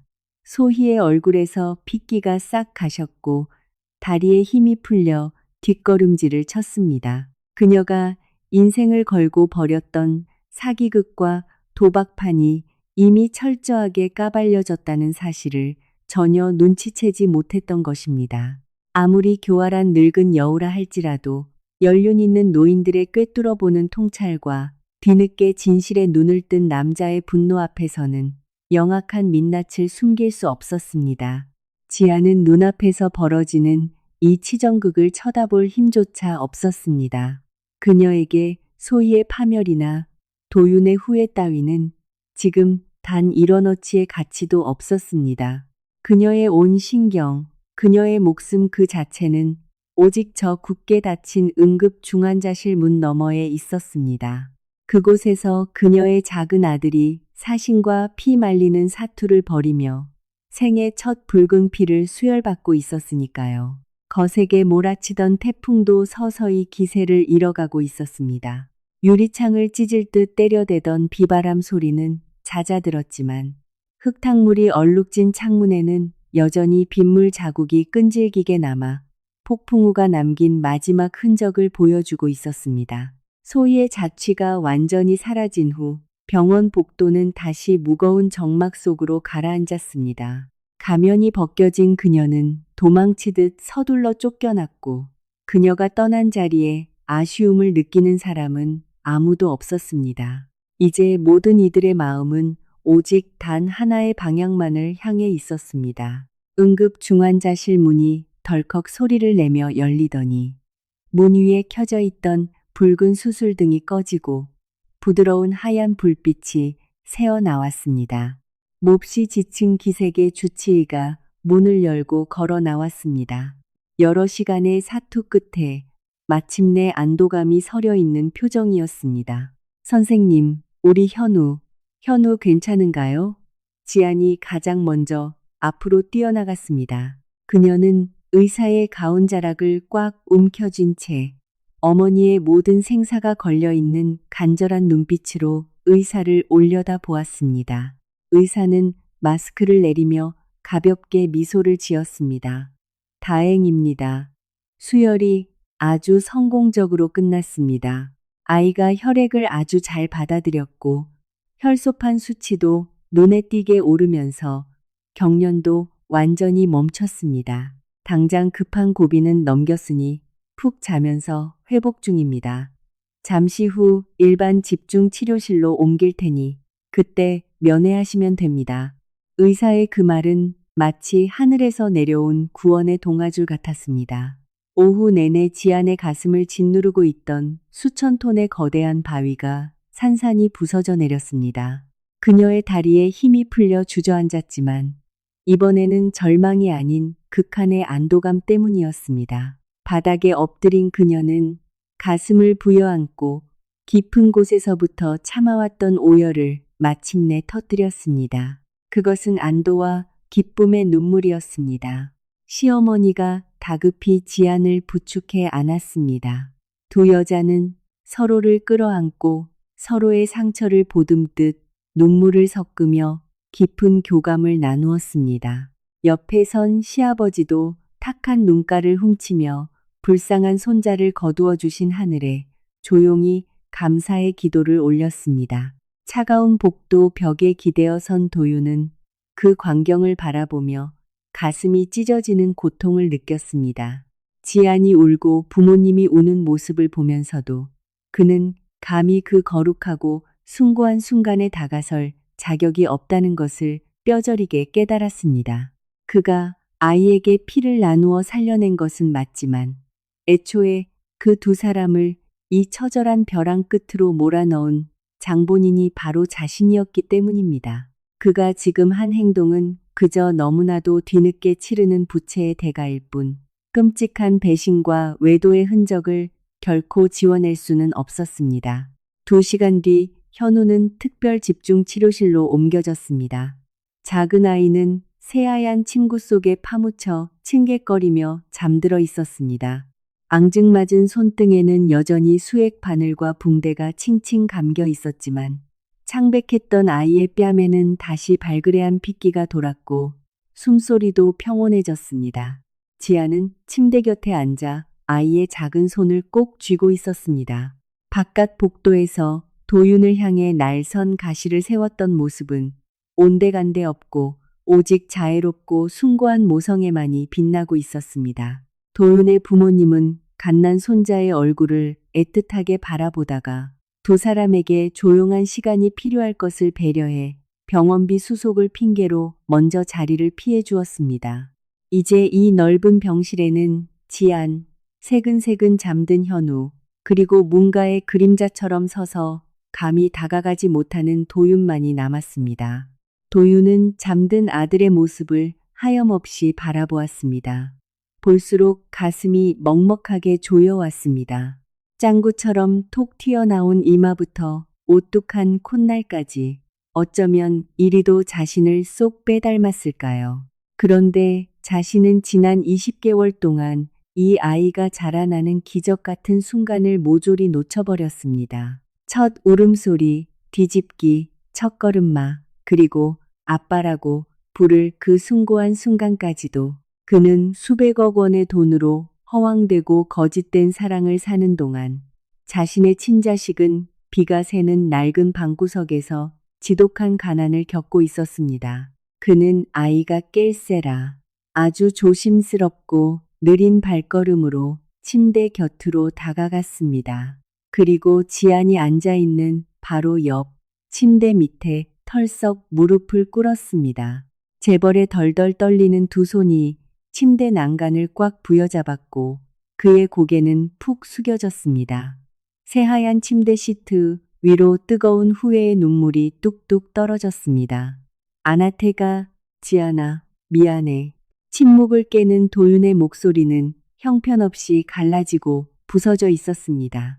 내가 틀렸어. 내가 다 망쳤어. 지난 2년 동안 난 구제불능의 멍청이처럼 내 발로 세상에서 가장 귀한 보물을 걷어차 버렸어. 제발 나한테 한 번만 기회를 줘. 내가 아빠로서 모든 걸 다 책임지고 갚을 수 있게. 너와 아이를 내 집으로 다시 데려갈 수 있게.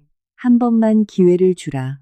지아는 자신의 발밑에 무릎 꿇은 남자의 정수리를 조용히 내려다보았습니다.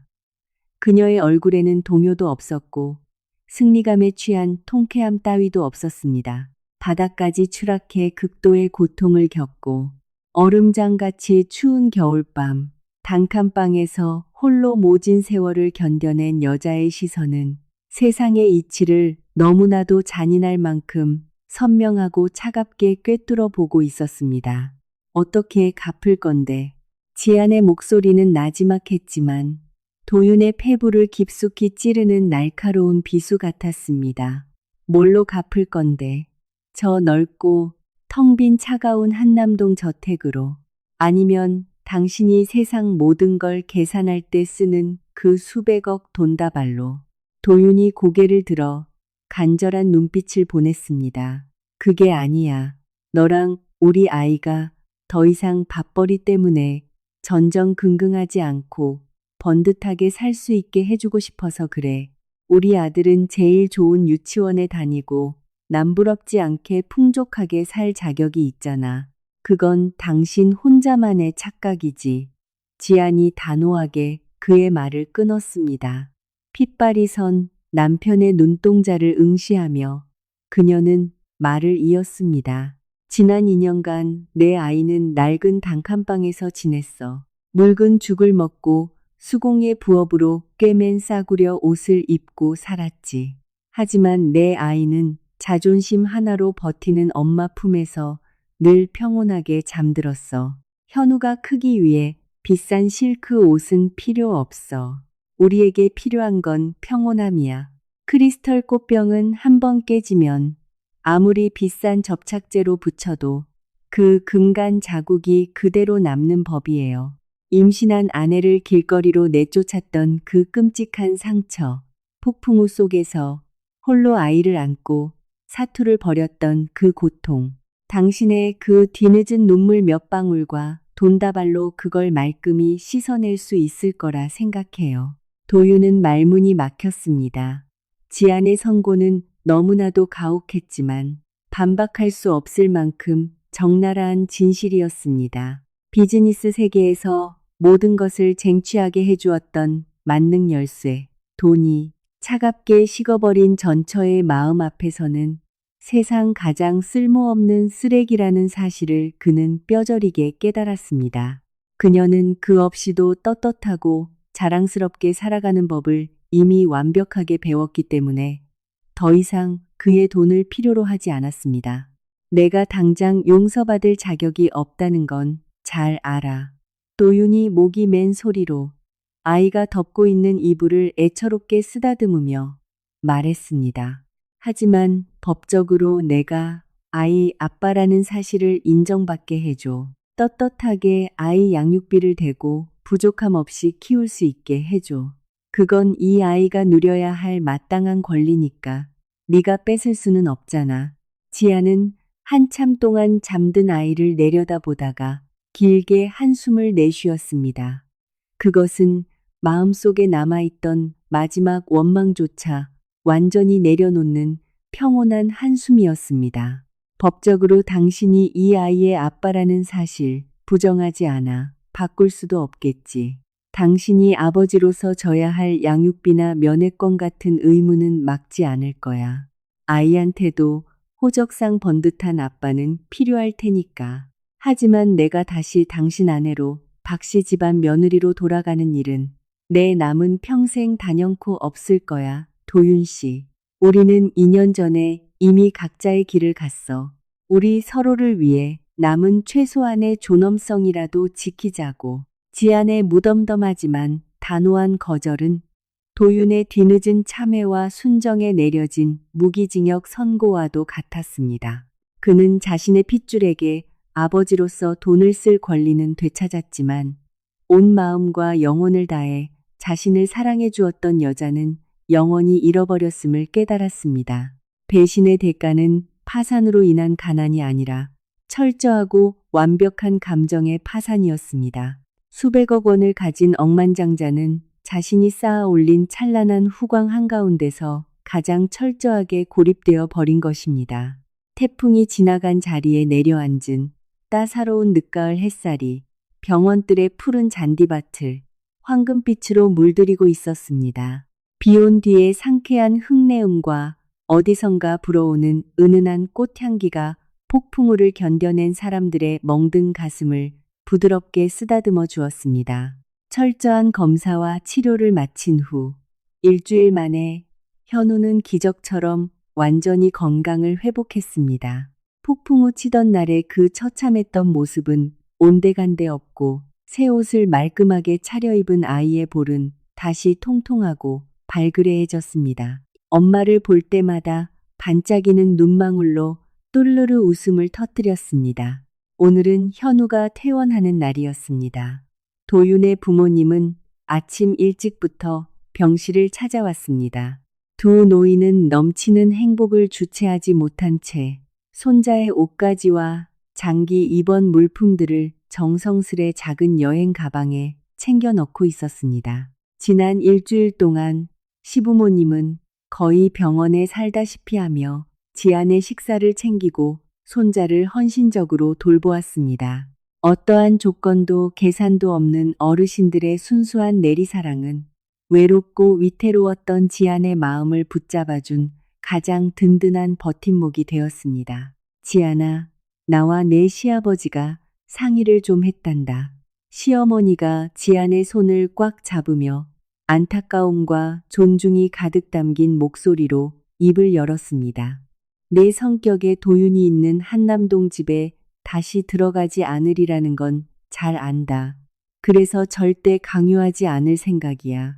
대신 서울 시내 학군 좋고 공원 가까운 동네에 아담한 집을 하나 사두었다. 명의는 너와 우리 현우 공동 명의로 해두었어. 그 집으로 들어가서 맘 편히 우리 손자 훌륭하게 잘 키워다오. 제발 그 비세고 위험한 단칸방으로는 돌아가지 말아라. 내 맘이 미어질 것 같아서 그래. 도윤이 그놈 자식은 네가 허락하기 전엔 절대 근처에 얼씬도 못하게 내가 단단히 일러둘 테니까. 지아는 자신을 바라보는 시어머니의 깊고 진실한 눈망울을 멍하니 바라보았습니다. 이것이 돈으로 환심을 사려는 동정이 아니라 핏덩이 같은 손자가 조금이라도 편하게 자라길 바라는 조부모의 순수한 속죄이자 사랑이라는 것을 그녀는 잘 알았습니다. 여기서마저 고집을 부리는 것은 오히려 선의를 베푸는 어른들의 마음에 생채기를 내는 아집이 될 터였습니다. 지아는 고개를 숙이며 맑고 편안한 미소를 지었습니다. 네, 어머님, 아버님, 두 분의 마음 감사히 받겠습니다. 현우가 좋은 환경에서 자랄 수 있도록 그 집으로 이사할게요. 정말 감사합니다. 열린 병실 문틈 사이로 도윤은 이 모든 대화를 말없이 지켜보고 있었습니다. 그의 손에는 아침 일찍 백화점이 문을 열자마자 달려가 사온 현우의 작은 미아 방지 배낭이 들려 있었습니다. 지안의 대답을 들은 그는 짧고 깊은 한숨을 내쉬었습니다. 그것은 극도의 안도감인 동시에 뼛속까지 시려오는 철저한 고독의 한숨이었습니다. 그는 이제 두 모자의 세계에서 완전히 밀려났음을 인정해야 했습니다. 가족으로서의 경제적 지원은 받아들여졌지만 한 가정의 남편이자 든든한 기둥으로서의 도윤의 자리는 영영 사라져 버린 것입니다. 퇴원 수속이 마무리되고 아버지가 미리 불러둔 대형 밴이 병원 로비 앞에 미끄러지듯 멈춰 섰습니다. 도윤은 아무 말 없이 묵묵히 뒤따라가 트렁크에 모든 짐을 실었습니다. 그는 단 한마디도 하지 않았고 그저 고용된 기사처럼 자신의 몫을 조용히 다할 뿐이었습니다. 지안이 현우를 안고 로비로 내려왔을 때 도윤이 조심스럽게 다가갔습니다. 두 사람 사이에는 예에 바르면서도 선을 넘지 않는 철저한 거리감이 유지되고 있었습니다. 도윤은 아들을 내려다보며 크고 거친 손을 뻗어 조심스레 현우의 포동포동한 뺨을 살짝 쓰다듬었습니다. 현우는 겁을 먹기는커녕 동그란 눈으로 도윤을 빤히 보더니 방긋방긋 웃으며 작은 두 손으로 아빠의 손가락을 꽉 쥐었습니다. 그 작은 온기가 전해지는 순간 도윤의 가슴에 따뜻한 전류가 흐르며 시야가 뿌옇게 흐려졌습니다. 자신의 피를 이어받은 아들이 마침내 아빠의 존재를 느끼고 반겨주는 첫 순간이었습니다. 도윤은 붉어진 눈시울로 지안을 바라보며 깊이 잠긴 목소리로 진심을 전했습니다. 아이가 날 미워하게 만들지 않아줘서 정말 고마워. 멀리서라도 아빠로서 해줄 수 있는 지원은 아끼지 않을게. 너희 두 사람에게 도움이 필요하면 언제든 연락 줘. 항상 너희 뒤에 서 있을게. 지아는 도윤을 바라보았습니다. 병원에서 다시 만났을 때 뿜어냈던 서슬퍼런 분노와 증오는 더 이상 남아있지 않았습니다. 폭풍우를 온몸으로 견뎌낸 여자는 용서와 포용을 배웠습니다. 남편에 대한 사랑이 남아있어서가 아니라 오직 자신의 마음을 편안하게 다스리고 아이를 온전히 키워내기 위함이었습니다. 지아는 가볍게 고개를 끄덕였습니다. 당신도 건강 조심해. 가끔 주말에 현우 데려가서 할아버지 할머니 뵙게 해줘. 벤 차량이 미끄러지듯 출발해 서울 도심의 복잡한 차로를 향해 서서히 멀어졌습니다. 도윤은 늦가을의 햇살 아래 길게 그림자를 들이운 채 거대한 병원 로비 앞에 홀로 우두커니 서 있었습니다. 차가 번화가의 높은 빌딩 숲 사이로 완전히 사라질 때까지 눈을 떼지 못하는 그의 가슴 속에는 평생 지고 가야 할 아릿한 슬픔과 동시에 말로 다 할 수 없는 평온함이 교차하고 있었습니다. 2달 후, 지안과 현우의 삶은 새 집에서 완벽하게 평화로운 궤도에 올랐습니다. 채광이 좋은 아늑한 거실에는 늘 아이의 웃음소리가 가득했습니다. 지아는 더 이상 밤을 새워가며 싸구려 옷을 수선할 필요가 없었습니다. 그녀는 집 앞 볕이 잘 드는 곳에 작고 예쁜 꽃집을 열었습니다. 매일 정성스럽게 아름다운 꽃다발을 포장하며 동네 사람들에게 소소한 미소와 행복을 전했습니다. 늦은 오후가 되면 그녀는 현우의 손을 잡고 근처 공원으로 산책을 나갔습니다. 푸른 잔디밭 위를 뒤뚱거리며 뛰어다니는 아들을 볼 때마다 그녀의 마음은 소박하지만 벅찬 행복으로 가득 찼습니다. 도윤은 지안의 삶에 직접적으로 나타나 그녀의 일상을 흔드는 법이 없었습니다. 그는 자신이 약속한 대로 멀리서 묵묵히 그들을 지켜보고 보호하는 길을 택했습니다. 최고급 분유와 값비싼 영양제, 두뇌 발달에 좋은 장난감들이 매주 부모님을 통해 정기적으로 배달되었습니다. 가끔 늦은 오후, 공원 건너편 후미진 길모퉁이에 익숙하고 고급스러운 세단 한 대가 조용히 멈춰 서 있곤 했습니다. 차 안에 앉은 도윤은 창문을 살짝 내리고 커다란 나무 그늘 아래서 깔깔대며 뛰노는 두 모자의 모습을 뚫어지게 바라보았습니다. 그는 활짝 웃는 지안의 미소를 보았습니다. 3년 전 자신의 집으로 시집왔을 때 보여주었던 그 순수하고 눈부시게 아름다운 미소 그대로였습니다. 하지만 그 미소가 이제 더 이상 자신을 향한 것이 아니라는 것을 그는 뼈저리게 알고 있었습니다. 그것은 거센 폭풍우를 혈혈단신으로 뚫고 나와 자신의 강인한 자존심과 끝없는 모성애로 스스로의 길을 찬란하게 개척해낸 위대한 어머니의 미소였습니다. 최고급 세단의 적막한 공간 속에서 이 이야기의 화자인 저는 인생에 대한 뼈아픈 진실 하나를 조용히 읊조려 봅니다. 행복이란 본래 정교하게 세공된 크리스탈 유리병과 같아서 온전하게 지켜내기 위해서는 두 사람의 인내심과 헌신이 반드시 필요합니다. 하지만 그것을 산산조각 내는 것은 너무나도 쉽습니다. 아주 짧은 찰나의 이기심과 허황된 욕망 한 조각이면 충분하기 때문입니다. 세상 많은 남자들은 치열한 사회에서 피와 땀을 흘려 얻어낸 성과물만을 귀하게 여기는 경향이 있습니다. 그들은 차갑게 식어버린 밥상 앞에서 밤새워 남편을 기다리며 묵묵히 가정을 지키는 조강지처야말로 세상 무엇과도 바꿀 수 없는 가장 위대한 보물이라는 사실을 너무 쉽게 잊어버리곤 합니다. 도윤은 뼈아픈 대가를 치러야만 했습니다. 행복에 대한 소중한 교훈을 얻기 위해 뒤늦게 깨달은 대가로 말입니다. 수백억 원을 손에 쥐고 재계에서 비바람을 몰고 다니는 억만장자일지라도 텅 비고 차가운 대저택의 내 벽에 둘러싸인 채 깊은 밤을 홀로 맞이할 때면 그는 남은 평생 동안 후회와 지독한 고독과 함께 살아가는 법을 배워야만 할 것입니다. 저 멀리 늦은 오후의 붉은 노을이 두 모자의 등 뒤로 눈부시게 따스한 후광을 비추고 있었습니다. 잔디밭을 뛰놀던 현우가 문득 길모퉁이 쪽을 돌아보더니 마치 아빠의 존재를 아는 듯 고사리 같은 작은 손을 흔들며 인사를 건넸습니다. 도윤의 입가에 옅은 미소가 번졌습니다. 안으로 눈물을 삼키면서도 더없이 만족스러운 미소였습니다.